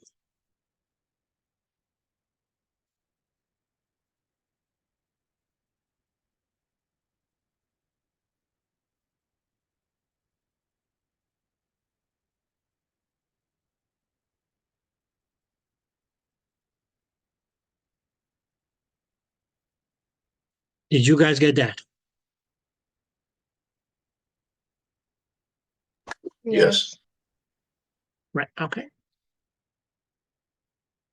So your depth of reflector, if that is multiplied by 2, that's going to give you the total distance traveled. Okay, or you can say, okay, that bakery was 60 miles away. But when I went to that bakery to pick up the cookies and came back, I traveled a distance of, the total distance that I traveled was 120 miles. Clear? Okay. Did that make sense? Okay. Now, please keep in mind, guys, your go and return time accounts for, okay, the 13 microseconds accounts for the go and return time.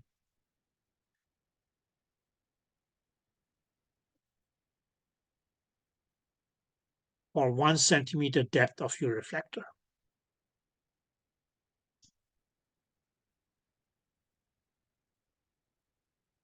So if your reflector is at a depth of 1 centimeter, it will take the sound wave 13 microseconds to go and come back.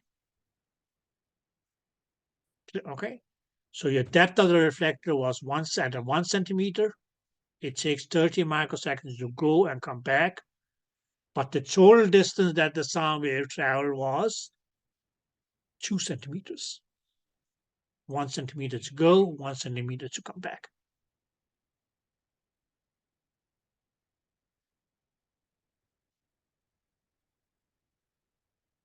Did that make sense?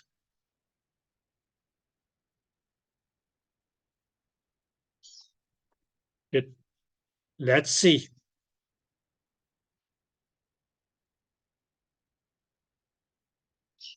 So let me give you guys a little riddle.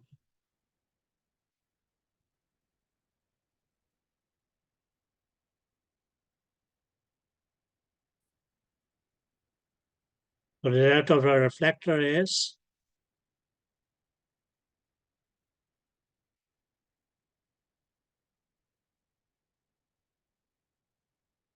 1.5 centimeter.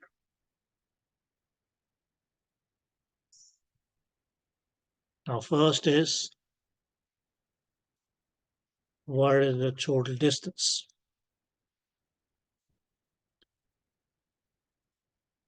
Traveled by the pulse.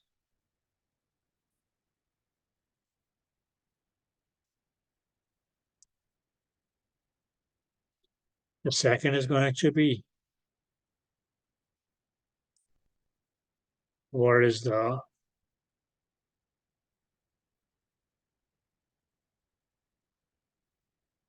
time of flight?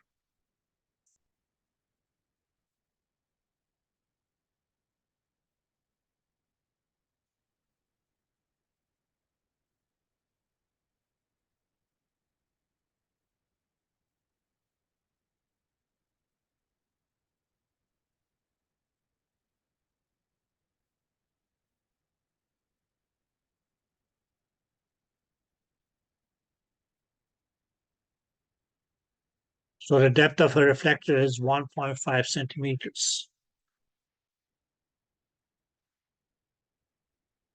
Now what is the total distance traveled by the pulse? Can we answer it? If you have an answer, you can answer yes. Is it 3 centimeters? That will be 3 centimeters. Good. Now what is your time of flight then? 19.5 microseconds. 19.5 microseconds. Good.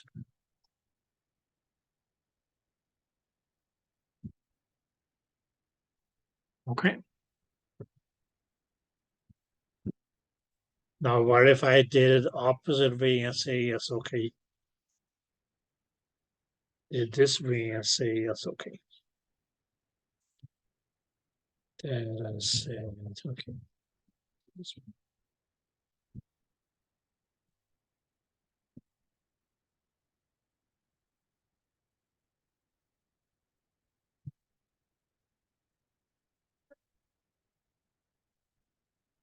say it's okay. The distance traveled by a pulse is 3 centimeters.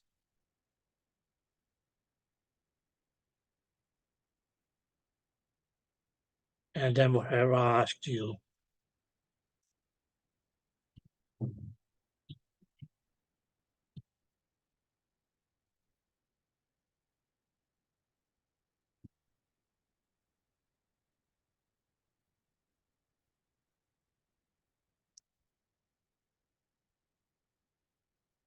what is the depth of reflector? Now, please keep in mind, guys, okay, if you're given the depth of the reflector, oh, sorry, the total distance traveled, and I ask you, yes, okay, find the depth of reflector. You can mean, yes, okay, just say, yes, okay, that total distance.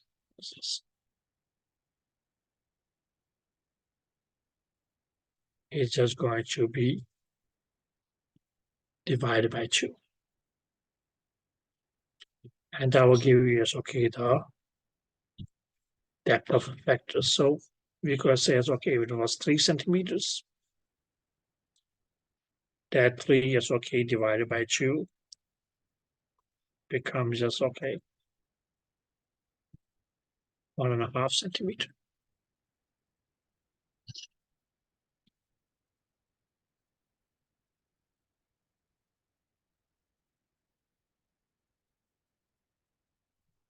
Did that make sense?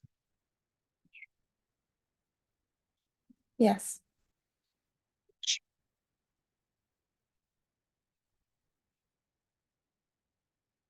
Any questions, guys?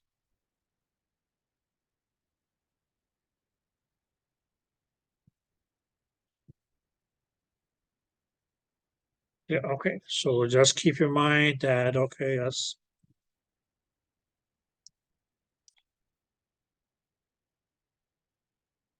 The total distance is always going to be equal to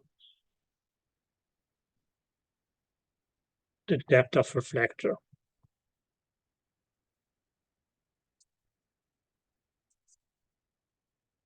multiplied by 2.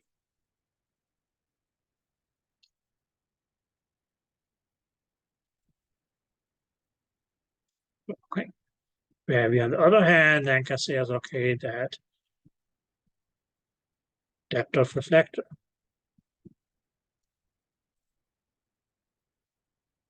that is just going to be equal to, yes, okay, the total distance traveled by the pulse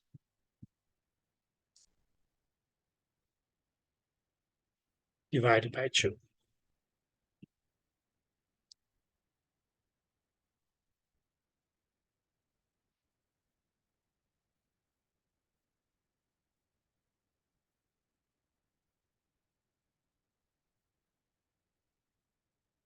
Or halved, if you want to put it that way.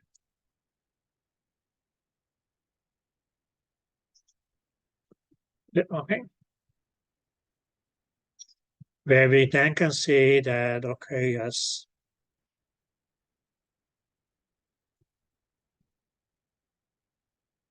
the go and return time is just going to be, yes, okay, what we can call this, okay.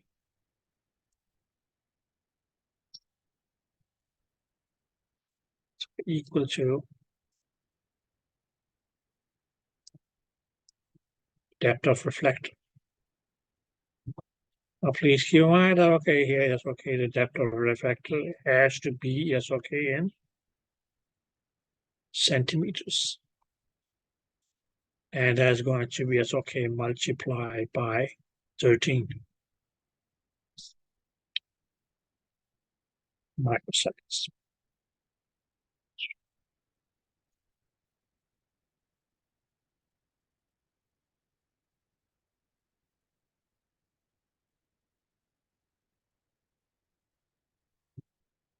Yeah, okay.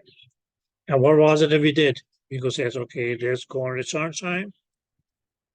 We could also call it okay, the time of flight. I was also going to be okay. What would be okay, your PRP. We of course okay, since we okay used microseconds to calculate it. Okay is going to be okay microseconds. Because okay, the going return time was 13 microseconds per centimeter of depth of your reflector.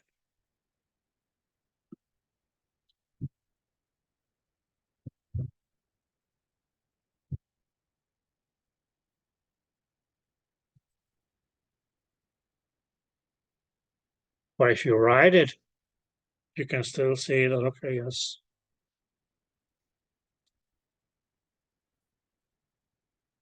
GRT, which is not an official abbreviation for going return time, but okay, we just do it this way.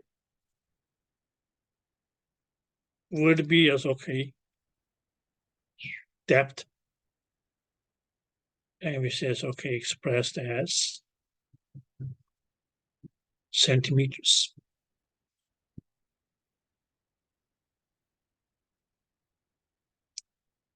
Now multiplied by,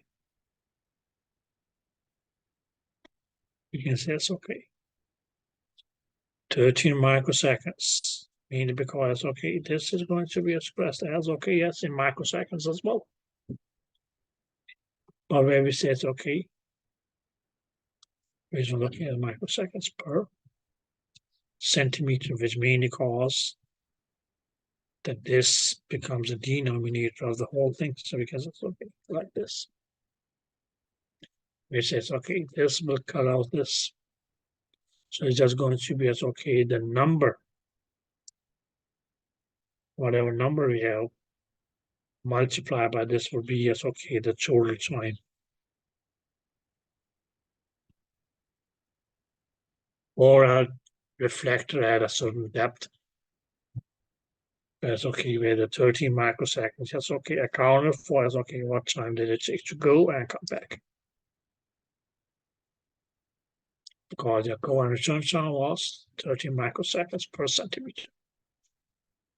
Or accounts for as okay, 1 centimeter depth of your reflector.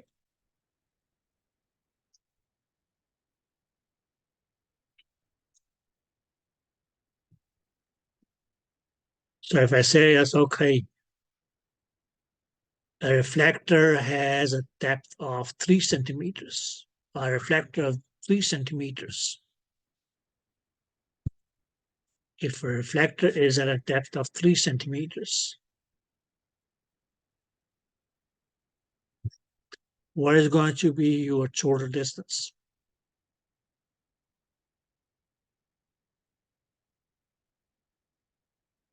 Traveled by the pulse, okay.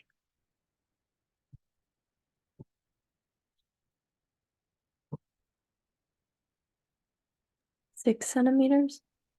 6 centimeters, good. Okay. What is going to be your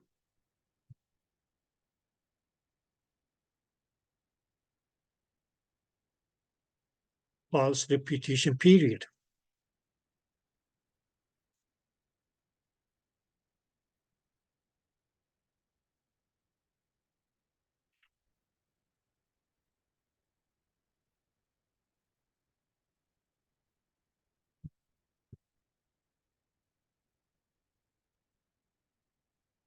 What is going to be the pulse repetition period?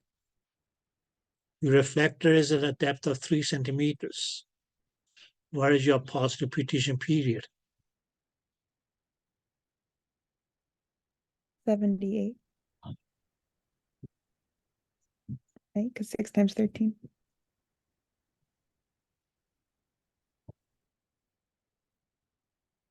78 what? Use. Microseconds. Okay.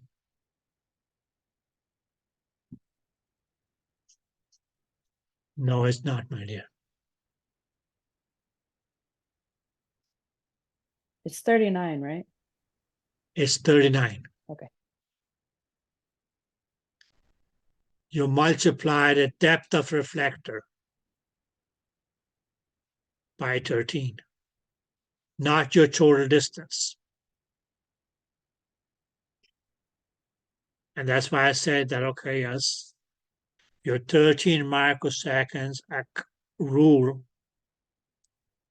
what it does is it accounts for the go and return time per centimeter.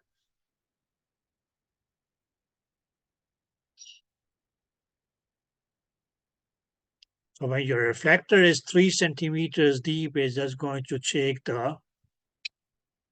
your go and return time is going to be 3 multiplied by 13.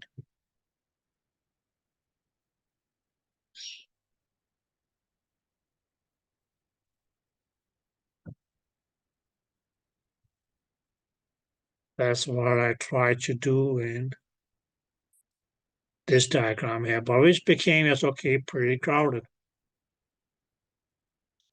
Okay. I say, well, okay, yes, what did we have?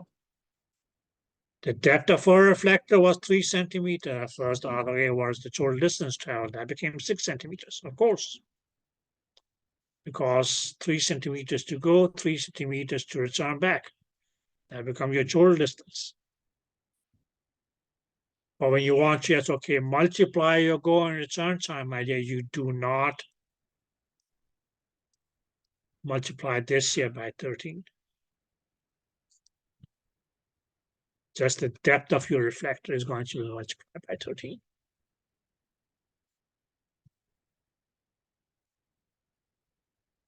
Did you get that?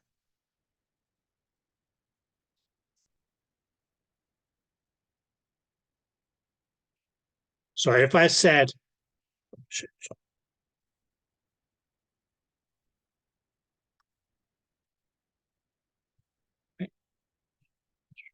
so you can say, okay, if the total distance, for instance, okay, is 4 centimeters. And I just say, okay, this is what you got.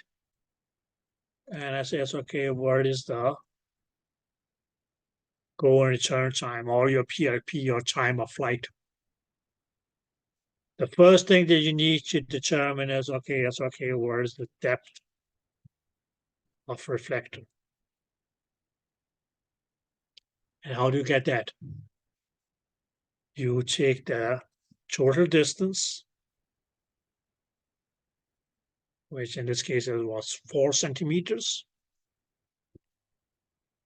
and divide that by 2. That's going to give you, okay, the depth of your reflector, which will be at a depth of 2 centimeters. And then you can say, okay, now we can, okay, calculate our go and return time, which is going to be equal to these 2 centimeters here, sorry.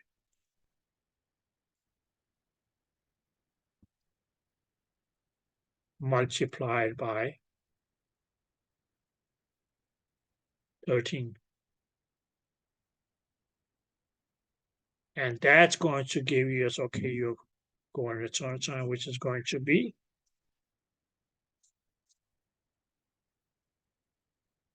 26 microseconds.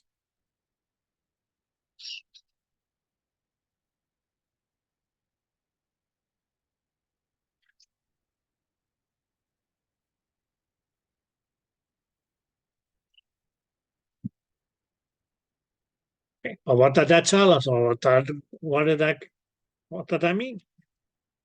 That, okay, as if this, for instance, okay, here was our image.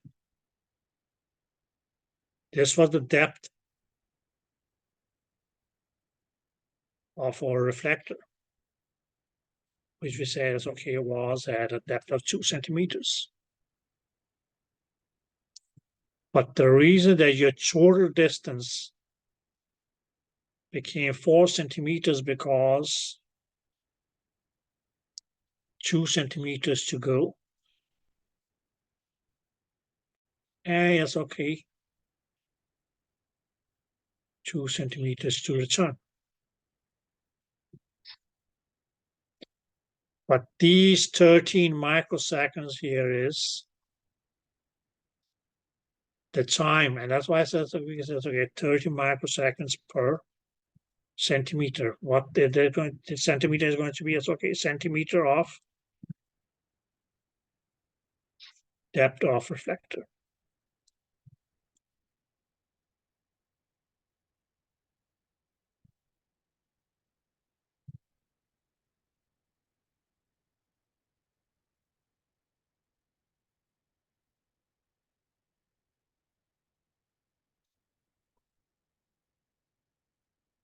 But that is what we have here.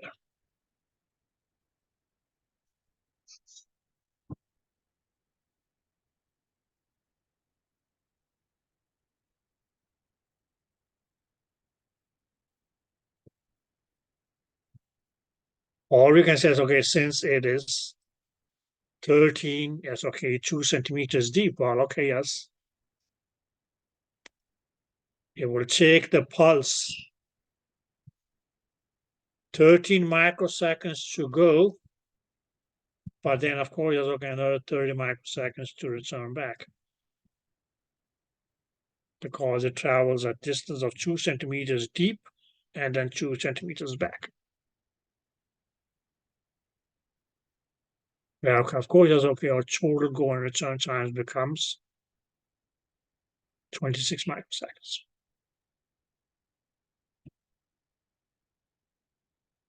So if your depth of the reflector only is 1 centimeter, the time to go and come back is 13 microseconds. Did that make sense? So what is going to be the time to go if your depth of your reflector is 1 centimeter?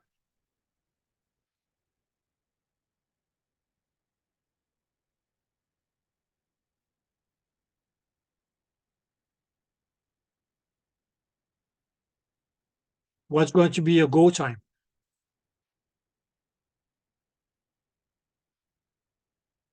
If the depth of your reflector is 1 centimeter.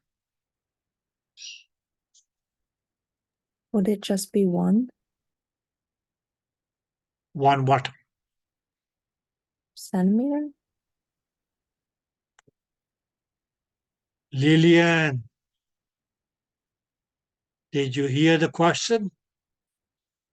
Maybe not. Can you repeat it?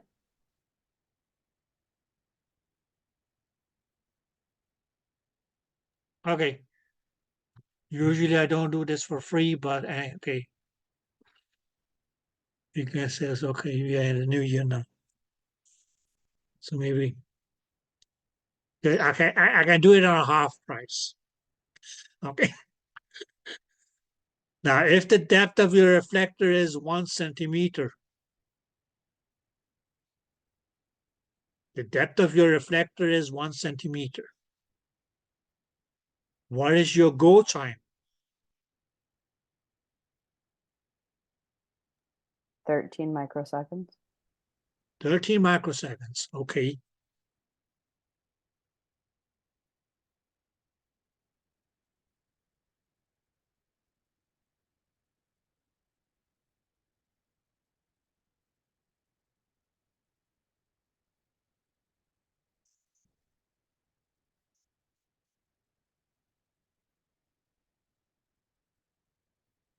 The depth of a reflector is 1 centimeter. What is your go time?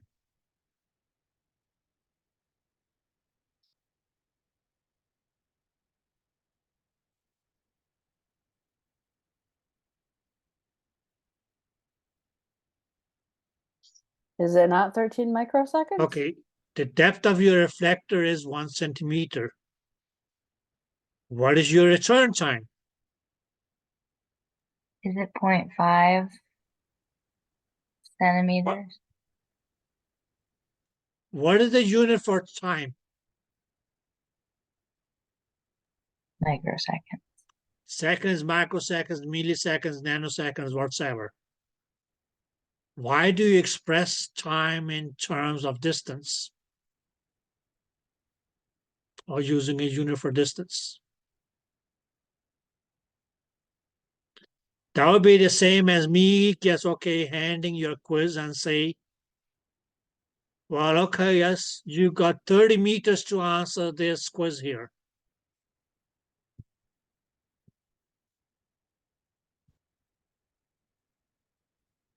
So my question is the same. The depth of your reflector is 1 centimeter deep. What is your go time?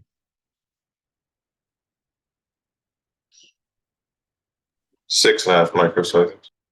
Huh? 6.5 microseconds. Here we go.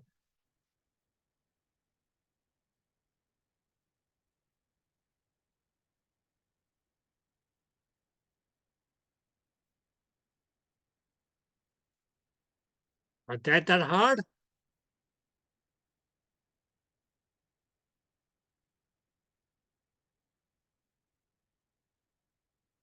Okay. The depth of your, let's put it this way. And I'm going to time you. I'm going to time you and say, well, okay, yes, you got 15 millimeters to answer. No. Not more than 5 seconds to answer.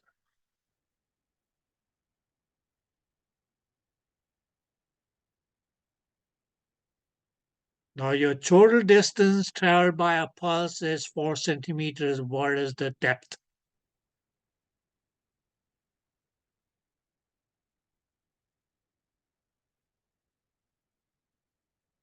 At 2 centimeters.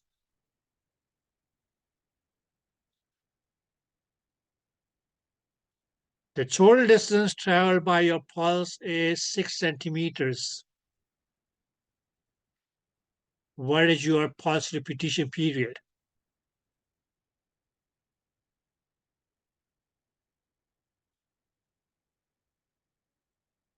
At 39 microseconds.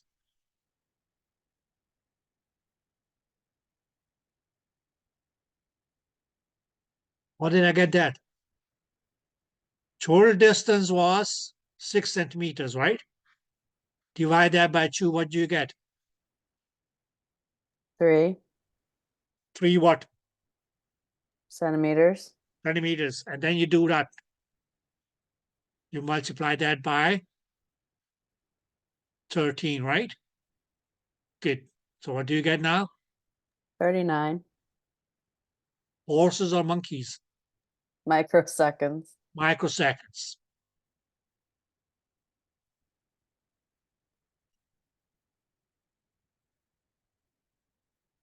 That's all you need to know.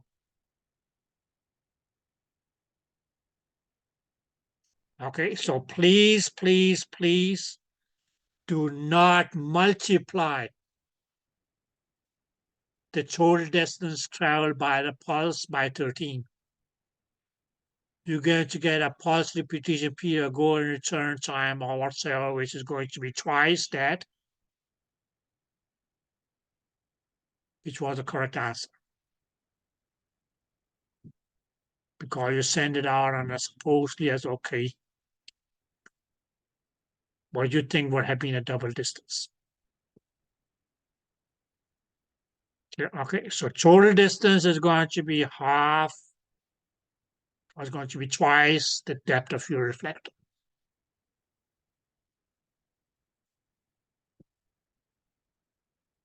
Yeah. Okay. Now I may just say as okay, a pulse travels to a depth of so and so and returns back in such and such time. then the time that you'll be given will be your go and return time, right? And then they may ask,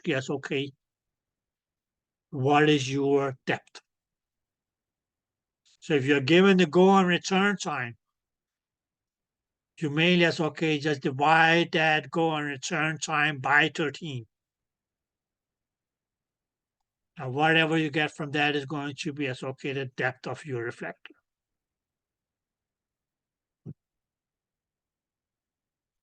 So your go and return time, let me write it down for you guys.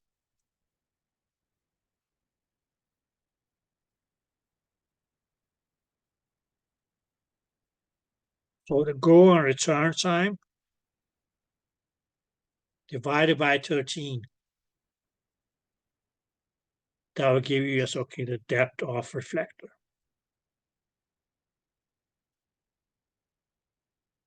Clear? Okay. You can say, okay. But this depth of reflector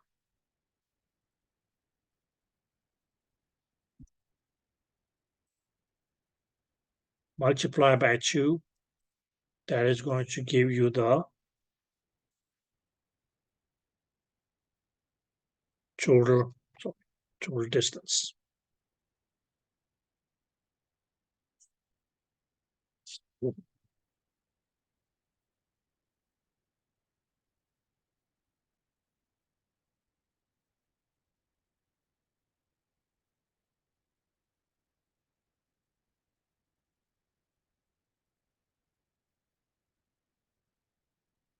So if I say, well, okay, yes, your go and return time, for instance, was 39 microseconds, and I ask you,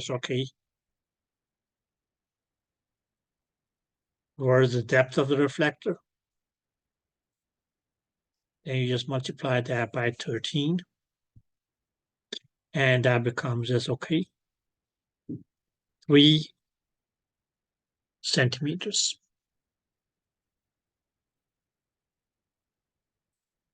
That becomes the depth of your reflector.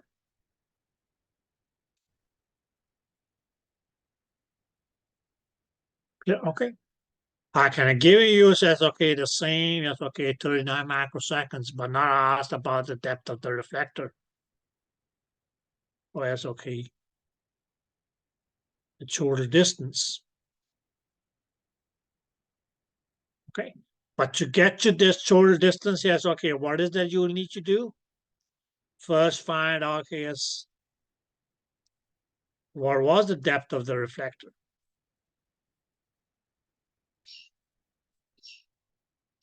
Which we did by, dividing the total, that's go and return time by 13.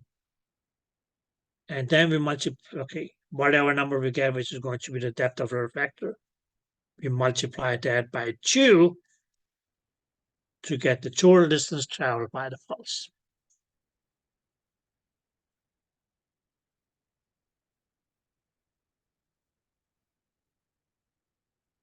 Did you guys get that? If I give you the total distance and I ask you, what is going to be the depth or what's going to be your go and return time? You can mainly say,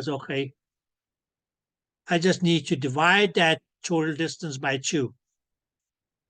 That gives you the depth of the reflector, right?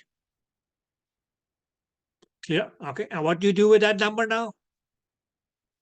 You multiply that depth of the reflector by 13, and that will give you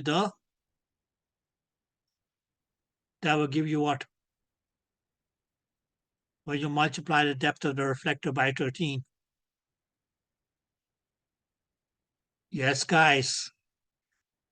When you multiply the depth of the reflector by 13, what would that give you? Your go return time, Go and return time, also known as, time of flight, also known as PRP. PRP, which is directly proportional to your depth. Okay. Now take this and chew on it. Okay. Okay, guys. And now don't choke on it, and don't choke on your bite off whatever you made for lunch or planning to have for lunch. Okay. And I see you guys back at, should we say, 1 o'clock? Have fun to learn.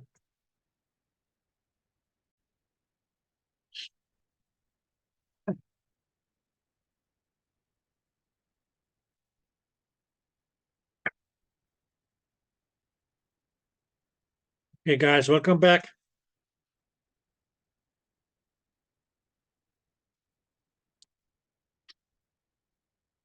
So far, any questions?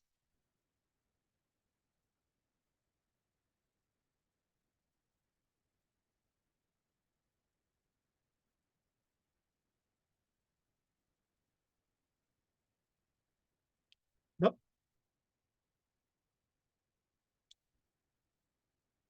Okay, so the next thing that what remain is okay, just already did was we said PRP, which we now just call the go and return time,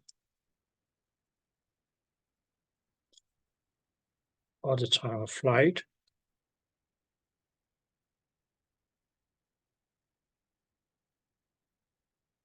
Was directly proportional to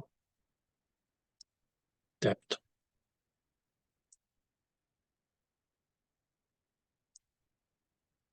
Which means that if this increase, then all of this increase.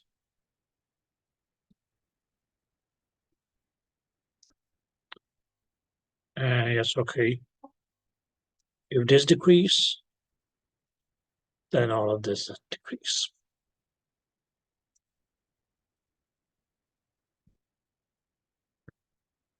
Yep.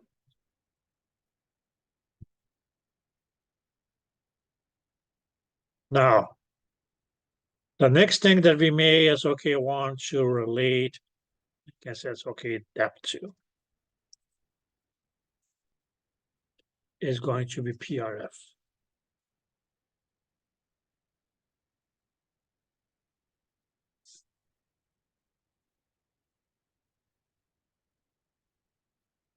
And guys, what we already know is that, okay, yes, both of these two here are going to be inversely proportional. What we knew about is, okay, PRP and PRF is that they are inversely proportional. Not only that,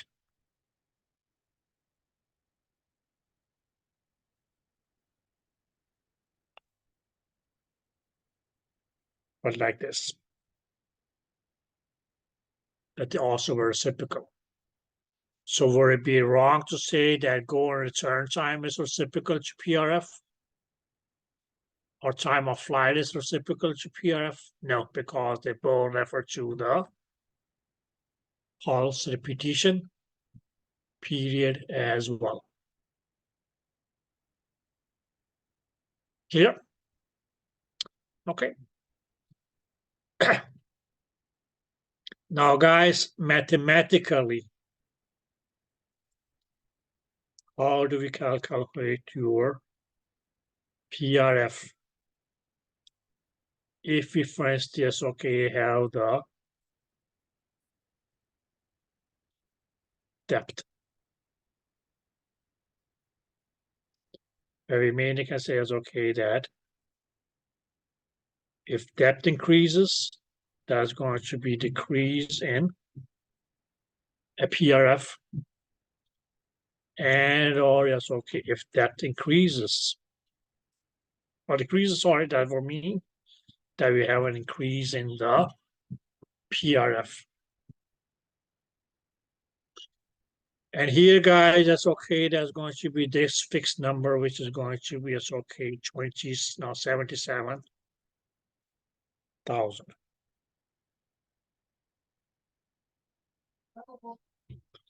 Yep.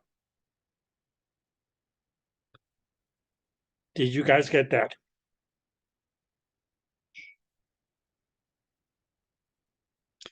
Now the question is,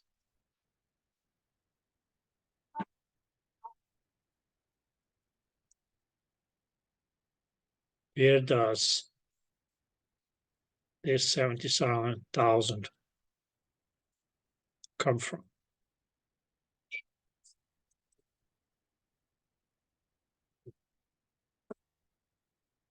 Now, if you just look at the unit that they have given,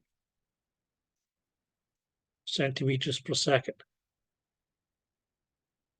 you can mainly say that, okay, yes, that's going to be, yes, okay, this was the unit of speed of sound. So this whole number here is, okay, 77,000, mainly, yes, okay, came from the speed of sound. And if you look closer, when we say it's okay, 77,000 centimeters per second, that is actually okay. It says okay, half off, but if you double that, that becomes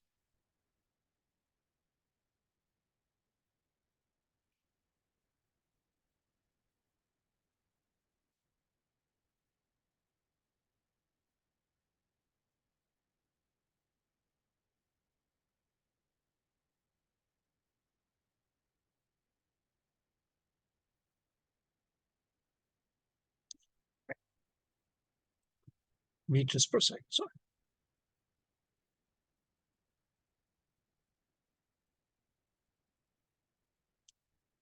Did you guys get that? Yep, okay. Now, guys, when we say okay, okay, so this is going to be as okay a fixed number. Now, why did they use 77,000? Mainly because here is okay, your PRF is going to just okay give you the number in hertz. So whatever PRF you're going to come on, okay, or get is going to just okay say how many pulses do you have in 1 second?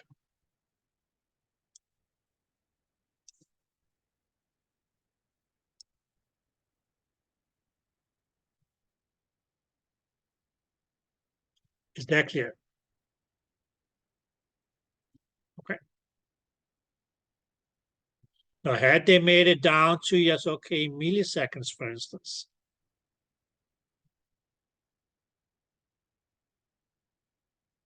okay, then that's okay.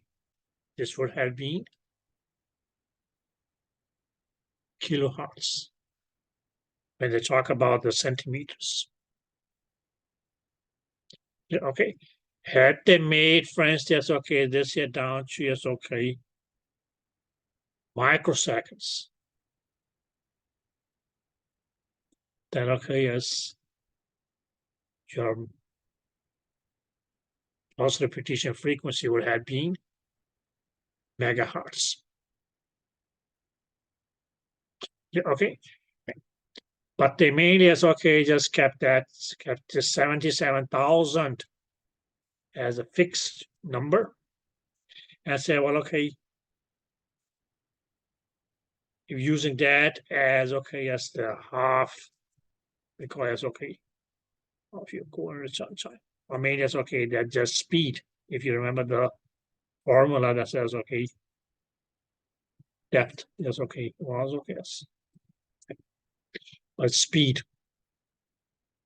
Yeah, okay. But that's okay. After all, it's okay, that whole equation is okay, was divided by 2. Okay, but then in that case, it's okay to get your depth. Okay, yes, okay, it says okay, the coordinates outside. But here it's okay, this divided by 2, we know we're not giving us, okay, 7.7 meters per second.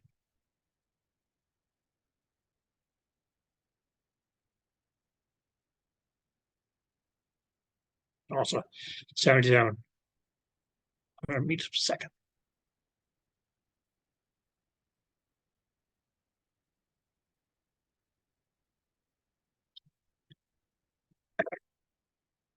Did that make sense? So to get your ERF in hertz, which for me is okay, just mean pulses per sec. That's why they chose, or they use the speed determined on, okay, yes, centimeters per second. Okay. But dividing that by the depth. And it means, okay, this going up or going down, which is going to cause your frequency to go up and down, although it's okay, inversely. Okay, so when this increases, your PRF decreases. When this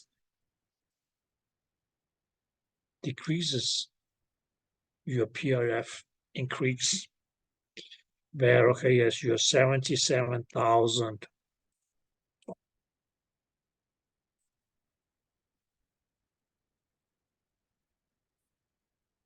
this number here is constant. But derived from is, okay, the half of the value of speed of sound in soft tissue.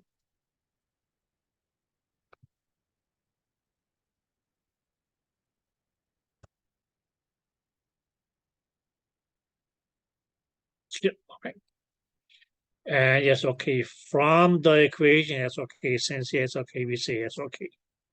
Centimeter, that's why this depth here has to be, it's okay, expressed, has to be in centimeters.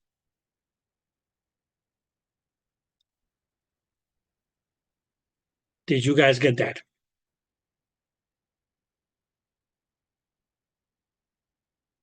Yeah. Good. Okay. So it's only a matter of if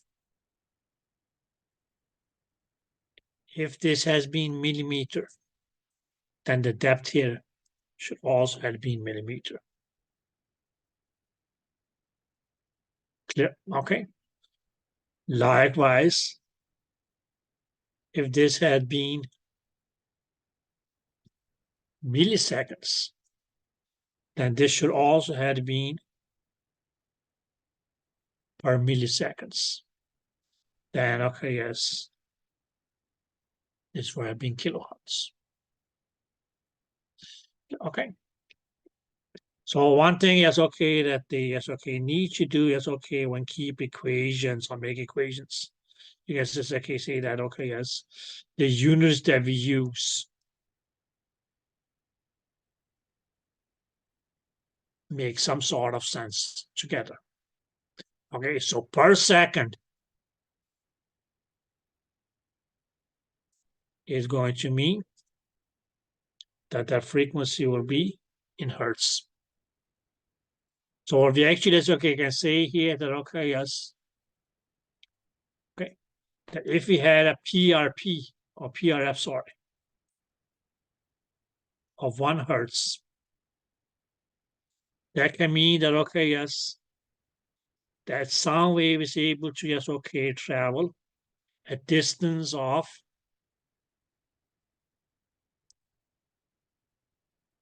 77,000 centimeters.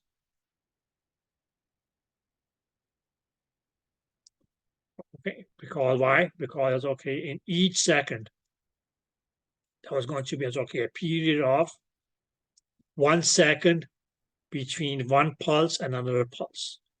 So this pulse would actually, that's okay, be able to travel 77,000 centimeters.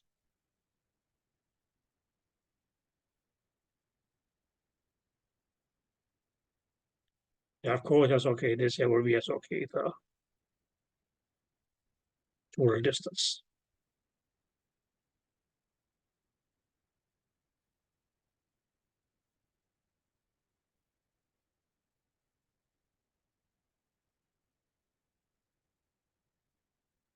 Right, okay. But is there anybody who is going to just, okay, be 77,000 centimeters?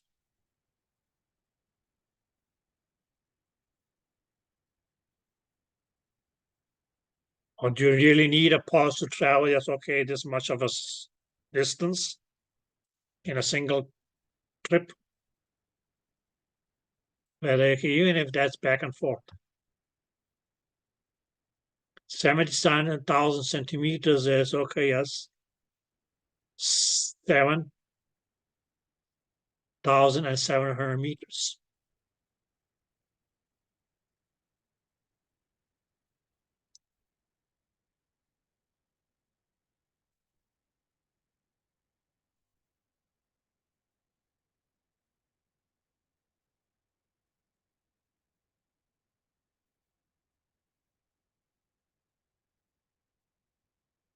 So you're not that.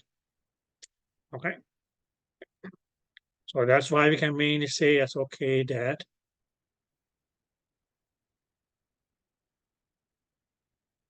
if we go and say it's okay that the frequency will be kilohertz, then okay, it's based on that, it can become yes, okay.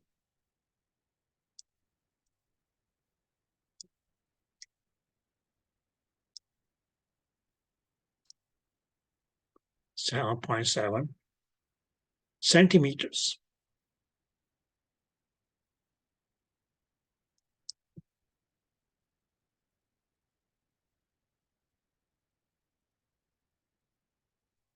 Did that make sense?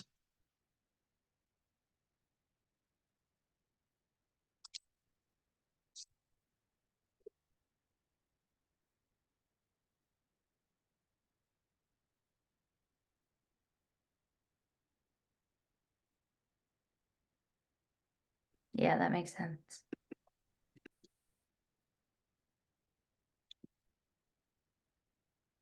Or if you go and say yes, okay, megahertz, then it is going to be yes, okay, 0.77 centimeters.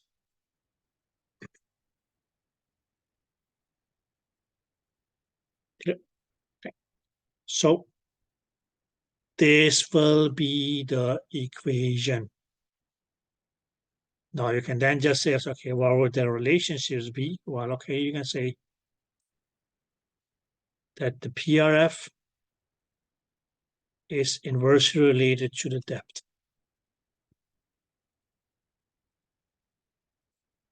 This PRF is also okay related to your PRP.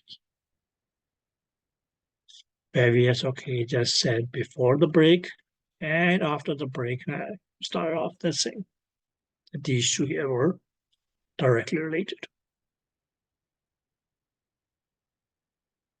Okay. So the main thing that we as okay mainly is okay got from this chapter here was saying, how do we calculate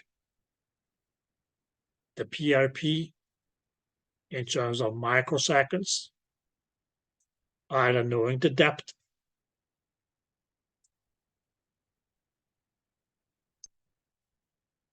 in centimeters.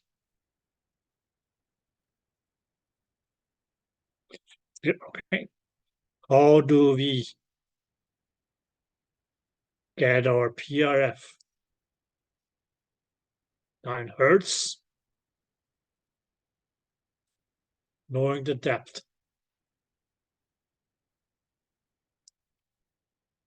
in centimeters?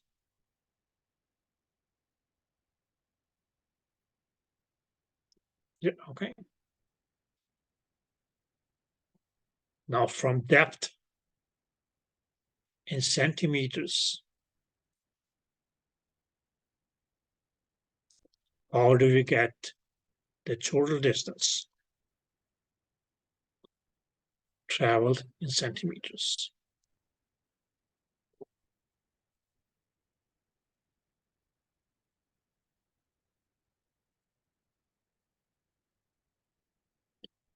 From our depth in centimeters, how do we calculate the PRP?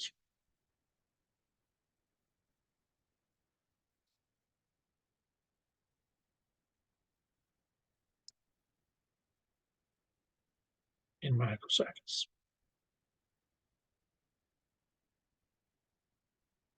Or go and return time or time of flight. Knowing our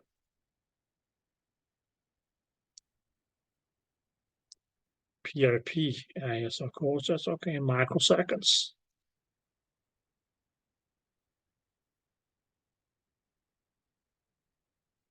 Okay. How do we calculate the depth?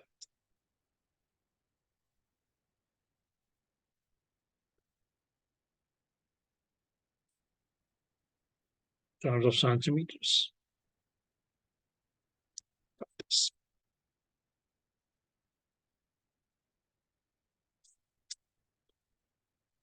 Divided by 30 microseconds.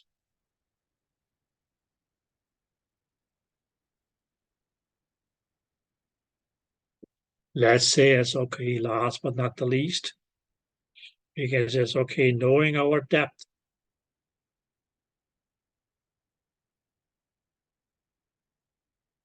Knowing the depth, how do we calculate the PRF?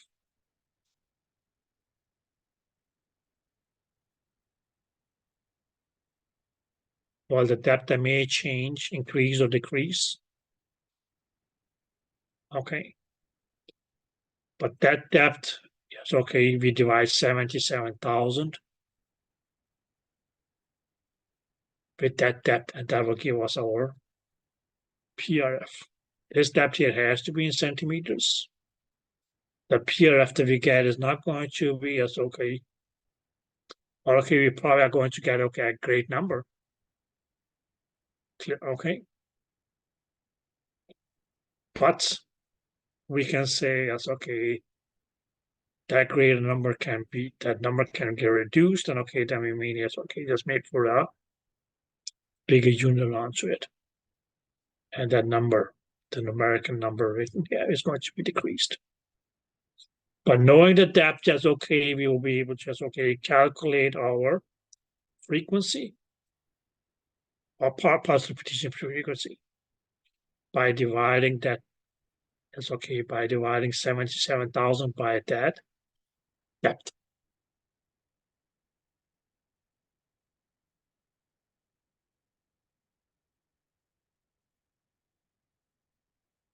Did you guys get this?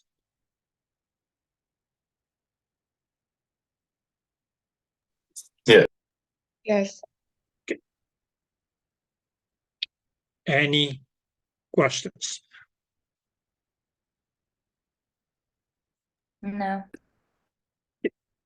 So we have some questions on page 111. We have some questions on page 112 or 112, sorry. And then we have, okay, yes. That's okay. No, just 4 questions. That's okay in the exam review. So let's just go over these together and see if we can, that's okay, get our things put together. Clear? Okay. Did that make any sense? Good.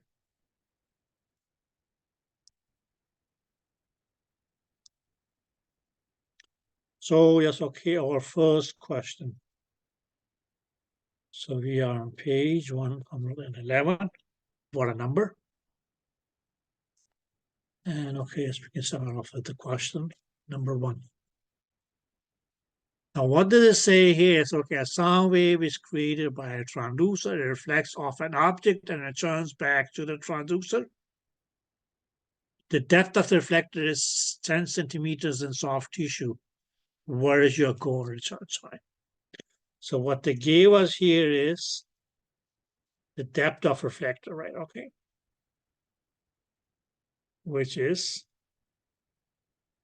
10 centimeters. Clear? Okay. And based on that, they made us, okay, are just asking us, okay, where is the goal return time? So what do we need to do? This goal return time could be calculated if we take the depth in centimeters and multiply that by 30. Okay.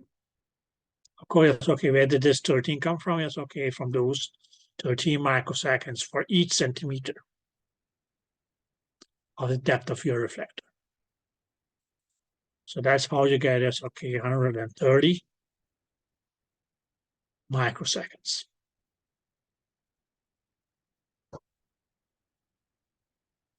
Did that make sense? If it has Yes. been the same data that you are provided, but instead of asking us, okay, where is your goal and return time? And they ask us, okay, what is the total distance traveled by the pulse?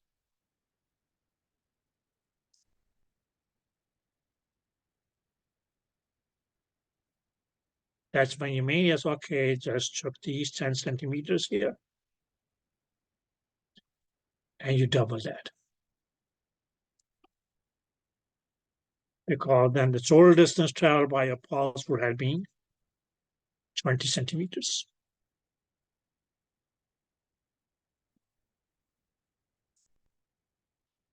Did you guys get that? Yeah. Good. Okay.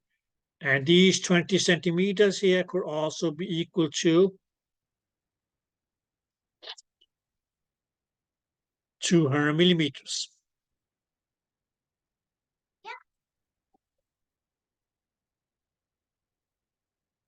Question number 2.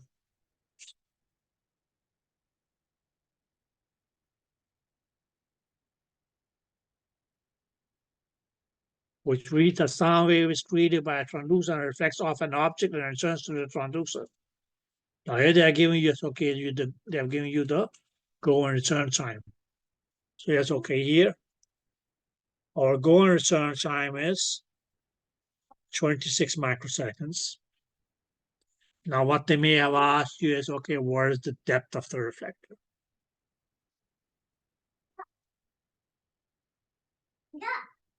Yeah, okay. And that's why I say it's okay. And having the go and return time, and you want to just, okay, determine the depth. That depth is going to be as okay. You can say it's okay, the go and return time, which is 26. And of course, that's okay, microseconds. And what you will do is that 26 here is okay, that you mean is okay, just simply divided by 13.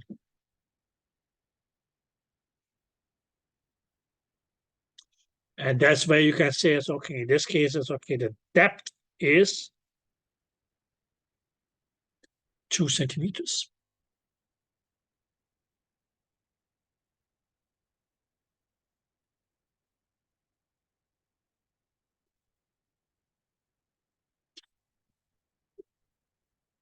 Did you guys get that?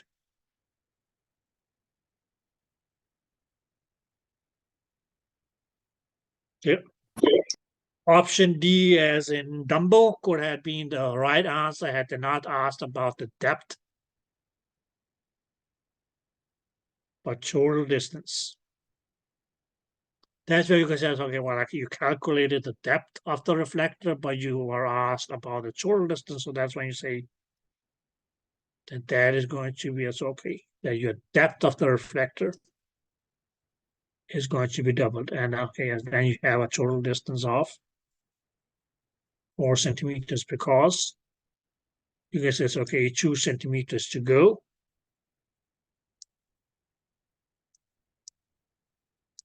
And of course, yes, okay, then 2 other centimeters to return back, which becomes 4.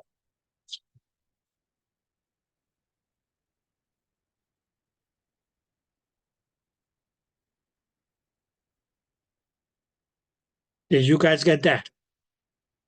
Yeah. Okay, so you gotta look at, okay, yes, what is it, or what data is it that the question provides you, and how can you use that?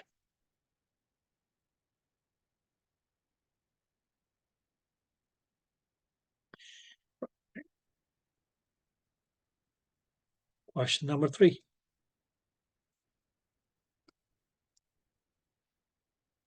Now, a sound is created by a transducer and reflects off an object and returns to the transducer the going to. Okay. Oh, okay, we just did that one, right? Okay.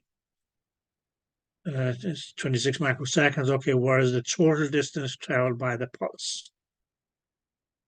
So first we has, okay, calculated the depth. We said that was 2 centimeters. How?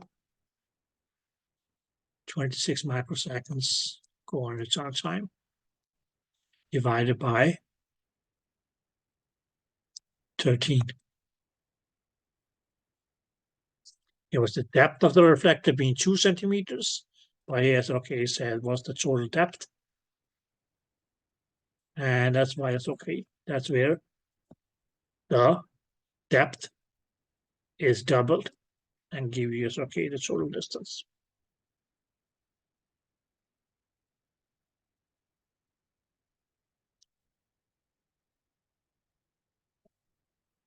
Did you guys get that? Yes. Yeah. Good. Question number 4. Now, the maximum depth or depth of view during an ultrasound examination is 10 centimeters. So we can still say it's okay. It's going to be, it's okay. The depth is 10 centimeters. Now, what this sonographer does here is, okay, he or she is, okay, adjust the depth or adjust the imaging depth to 20 centimeters. So what does he do? He changes the depth to 20 centimeters. Now, everybody or anybody will be able to see here that what he did was that the depth actually is doubled, right? Did that make sense? Yes. Clear? Okay. Now, the question is, okay, yes, what happens to your pulse repetition period? Now, the main thing that you just have to remember, first of all, is just, okay, how is depth related to your pulse repetition period? Now, we said that they were directly proportional. Clear? Okay. Now, we can mainly say here that, okay, yes, what's going to happen to the pulse repetition period is, okay, they were also double. If you don't believe it, well, okay, just calculate your PRP here. How do you get that? Multiply that by 13. What did you get? 130 microseconds. Did that make sense? Just calculate your PRP here. Now, how do you do that? 20 multiplied by 13. And what do you get? A PRP of 260 microseconds.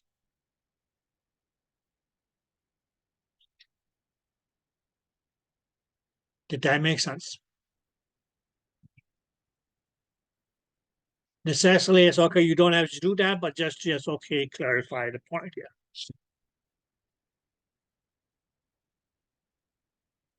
or if you can walk a distance of just, okay, 1 mile per hour, back and forth, right?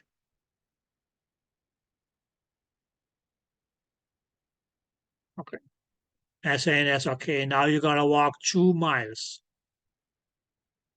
Now, how much time would that take you then? 2 hours. Clear, okay. I triple it, then it's going to take you 3 hours.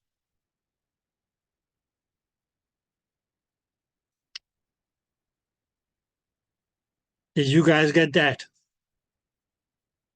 Good.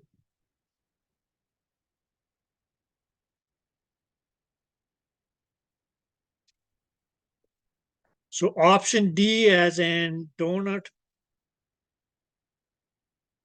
would have been a right answer had they started at a depth of 1 centimeter and increased it to 21 or 20 centimeters. Okay.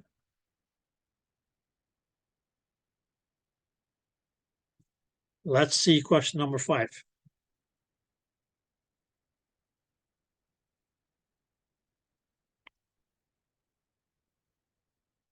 So the imaging depth during an ultrasound exam is 10 centimeters. Okay. Is the depth.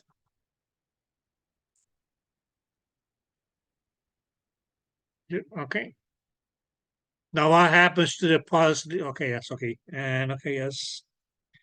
That is increased to 20 centimeters. So we still know that, okay, the depth is doubled. But what they mainly ask us here is, okay, what's going to happen to the PRF? Okay, what's going to happen to your PRF?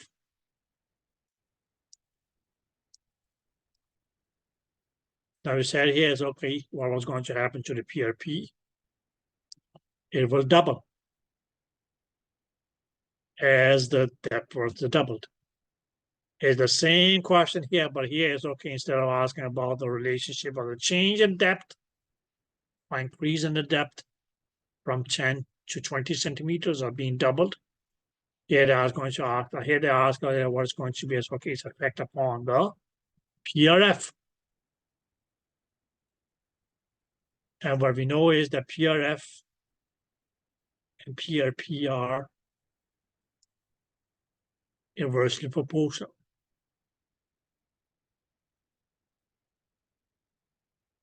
Well, let's just do it this way.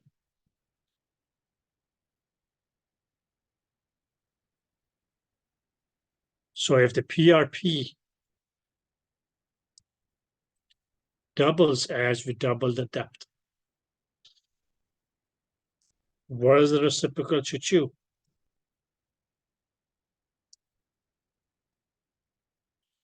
Or what is the reciprocal of 2?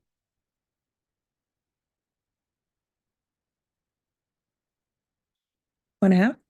1/2? Exactly. So that's going to be, okay, the effect on your PRF, that your PRF is going to half.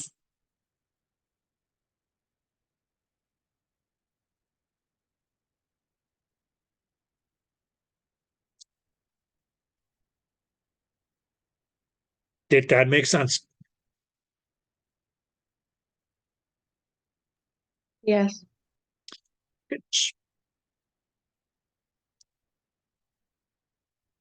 Question number 6.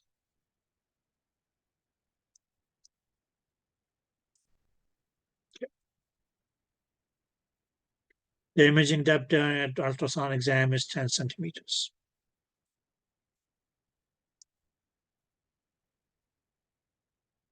The sonographer adjusts the depth by, okay, to 5 centimeters. So what does he or she do?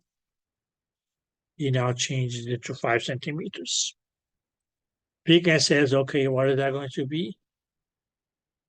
You're reducing it. How much? To the half.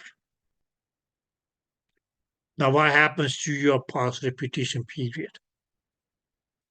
Now, you don't really need to know math. but just the relationship.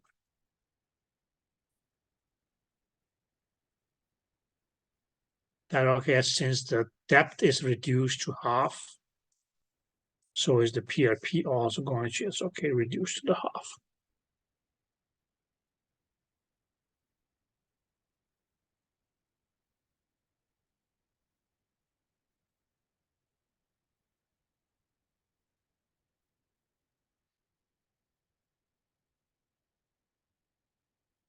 Did that make sense?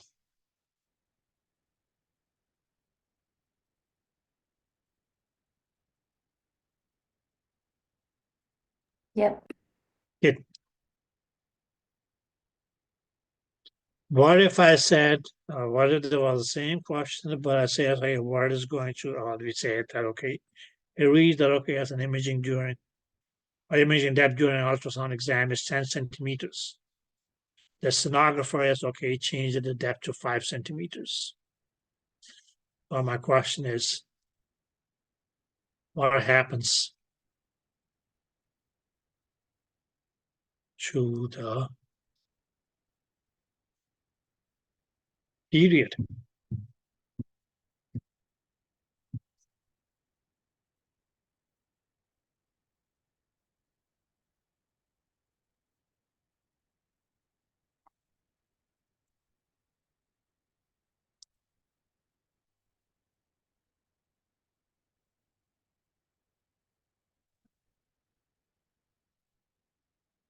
Yes, guys. What will happen to the period? Nothing, it's unrelated. Nothing is going to happen, right? Clear. And what's the reason behind that, Kristen? Period is unrelated to pulse repetition period. Okay. But mainly we can say that, okay, the period is determined by the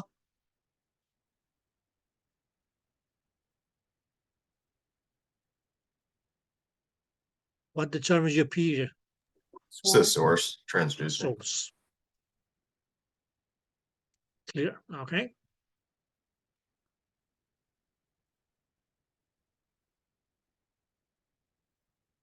Good. Let's look at the next question.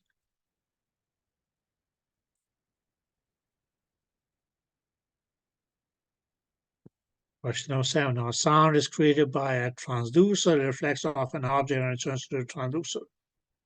The imaging depth in soft is 10 centimeters in soft tissue. What is the maximum pulse repetition frequency? So what they ask us to get here is, okay, as what is the pulse repetition frequency? You know our formula, that the depth was 10 centimeters.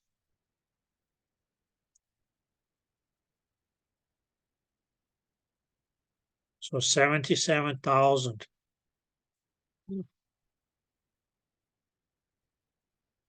divided by 10 is going to be 700 or 7,700 hertz.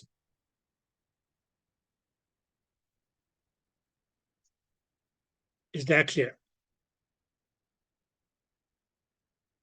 That's your answer. Now you may not see 707 or 7,700 hertz written like this. What that means is, okay, it just means 7.7 kilohertz. Because this kilo here is, okay, means 1,000. So 7.7 thousand hertz. Everything says, okay, this is 1 whole kilo, and this is going to be, okay, the decimal of a kilo, right?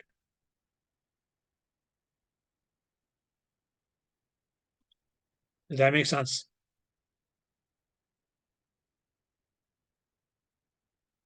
Yeah. Good.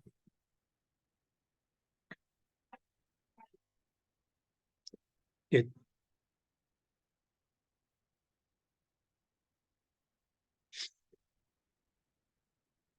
So what that would mean that, okay, yes, 7.7 thousand cycles will be produced in a second if our imaging depth was just 10 centimeters.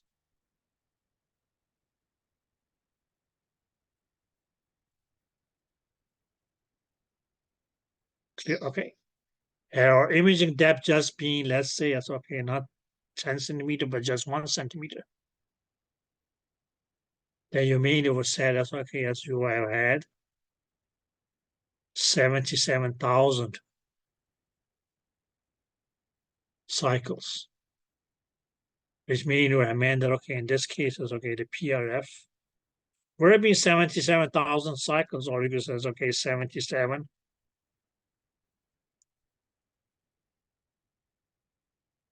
This 1,000 here is okay, it could just become yes, okay, a kilo. And of course, yes, okay, your heart would just have been a heart.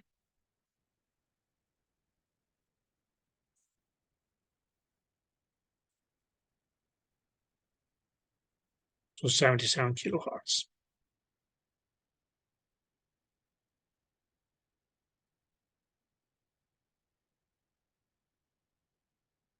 Yep. Nextus pretextus.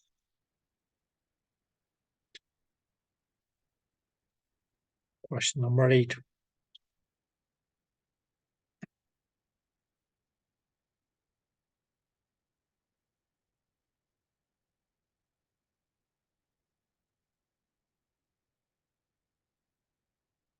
Now, sound wave is created by a transducer and reflects off an object and returns to the transducer. The maximum imaging depth is 77 centimeters. So we have, okay, the depth is 7.7 centimeters. And they're asking us, okay, as what is our PRF?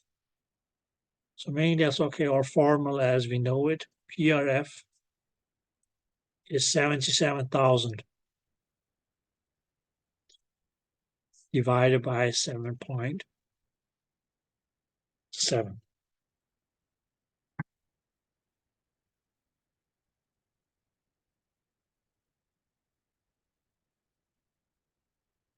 Yep, okay.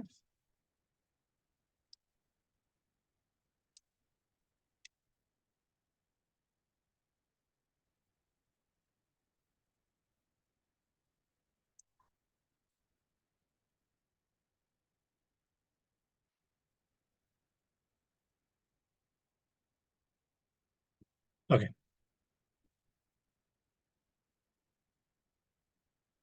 So 77,000 divided by 77.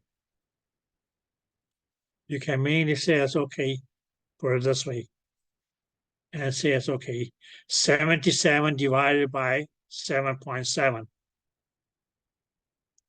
is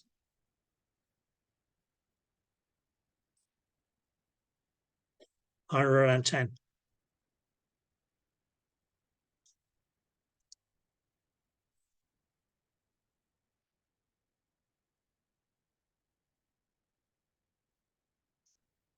No, sorry. It's 10, sorry.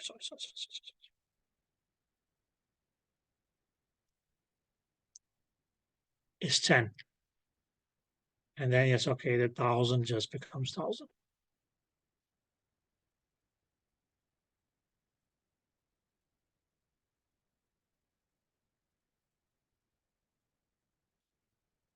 So in this case, it's okay. It becomes 10,000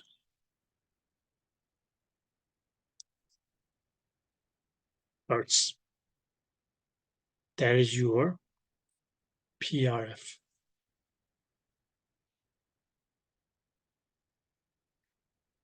Where you can maybe say, no, this 10,000 hertz can also be 10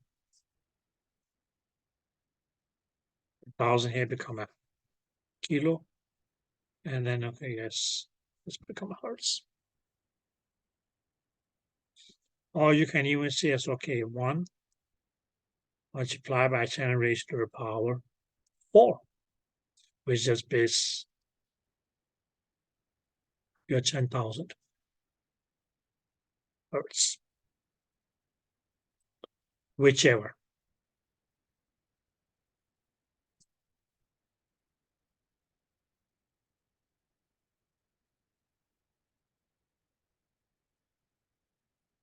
Did you guys get that?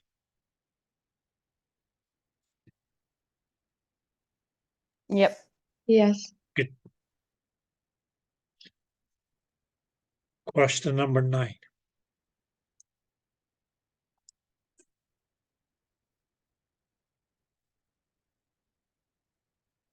Now, sound wave is created by a transducer, okay, and reflects off an object and returns to the transducer.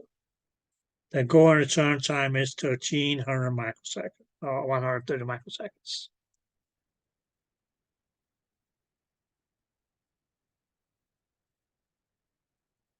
And what they ask us here is, okay,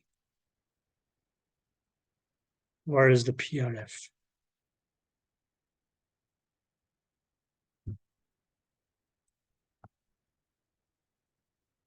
Now, looking at the question history, you may say, well, I don't know. Because, okay, when we look at the equation of PRF, yes, okay, there's nothing that talks about the go and return time. Clear, okay.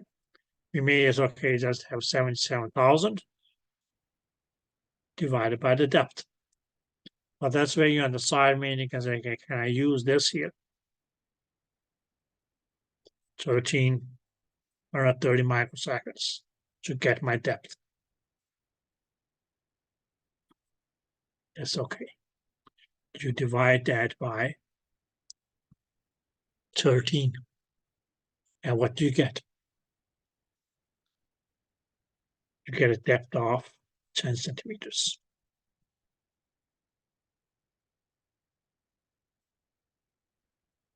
Did that make sense? And we may just, okay, just had this question earlier. So that's okay. Your PRF now is going to be 7,700 hertz, or 7.7 kilohertz.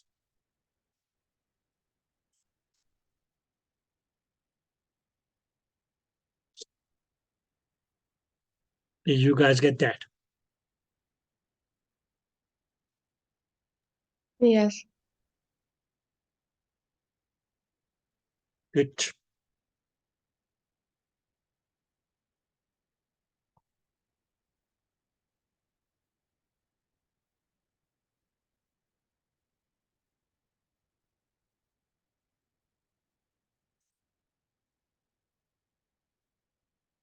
Now just go to the back of the book, page 147. No, not 147. 476. Page 476. Or you want to say it's okay. Question number 254.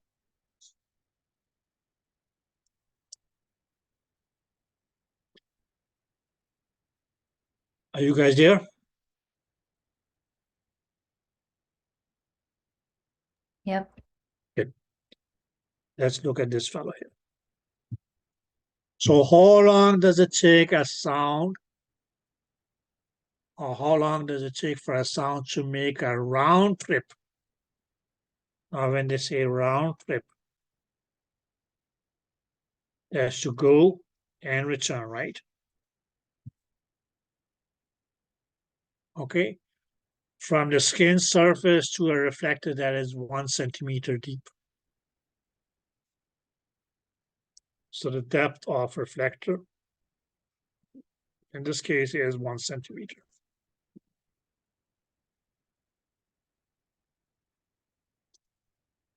Okay. So to go and return. If the depth here is 1 centimeter, that's going to be 13 microseconds.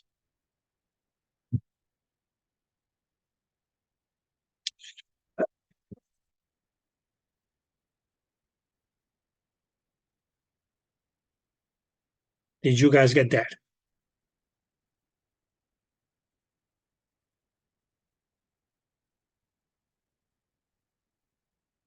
Yep. Good. 255.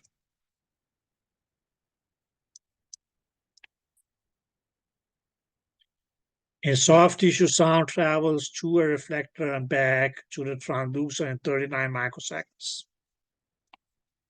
So what the media is okay, gave us here is okay, what is the go and return time? It is 39 microseconds.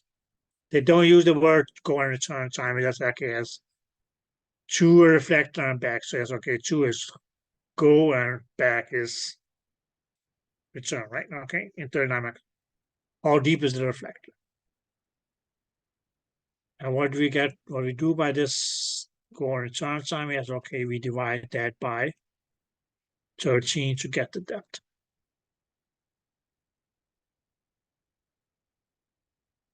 At this depth is going to be okay, centimeters. So 39 divided by 13 becomes 3, and the depth is going to be 3 centimeters. Please keep in mind, guys, these 3 centimeters here is going to be 30 millimeters. These 3 centimeters, which were 30 millimeters, is going to be as okay, 30,000 micrometers, and so on.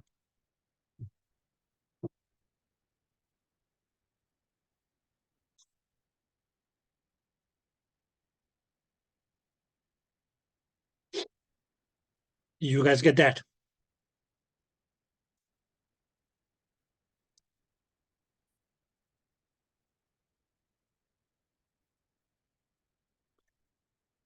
Question number 256.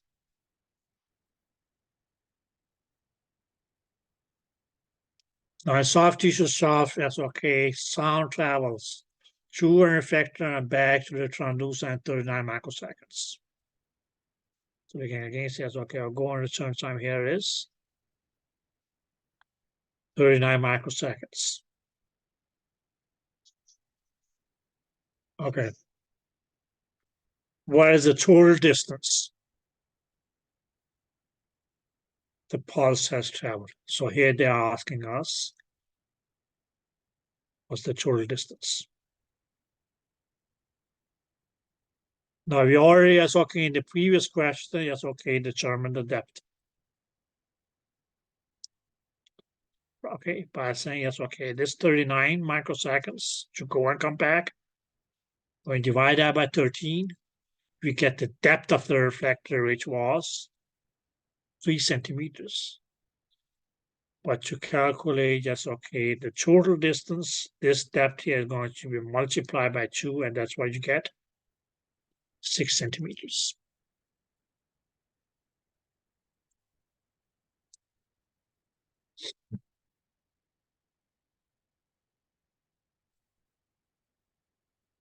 Did you guys get that?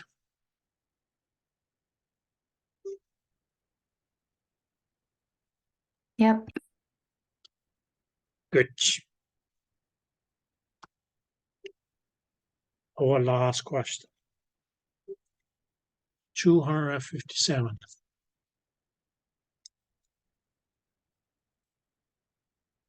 Now, one reflector is 5 times deeper than another. So we may say, okay, we have a reflector here. Let's say it's okay, at a depth of 2 centimeters. That's 5 times is going to be as okay, 10 centimeters. The time of flight to the deeper structure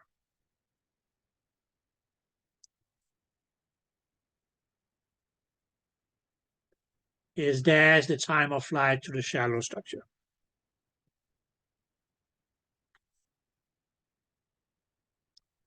Five times.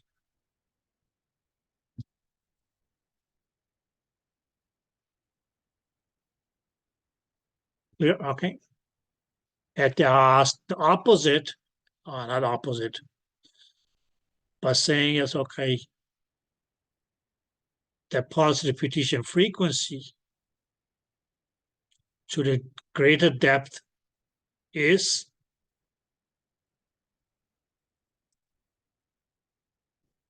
1/5 of that to the superficial. But this will have, okay, as a PRF, which is 5 times of this depth here, and vice versa. So as far as you know the relationship, yes, okay, you should be able to answer any question. So who is going to be running back and forth for greater and lesser distances for today? Not outside, don't go outside and run. Okay? But in your house. And you say, okay, I'm not a fan of running around in my house because, then okay, yes, you can just walk around.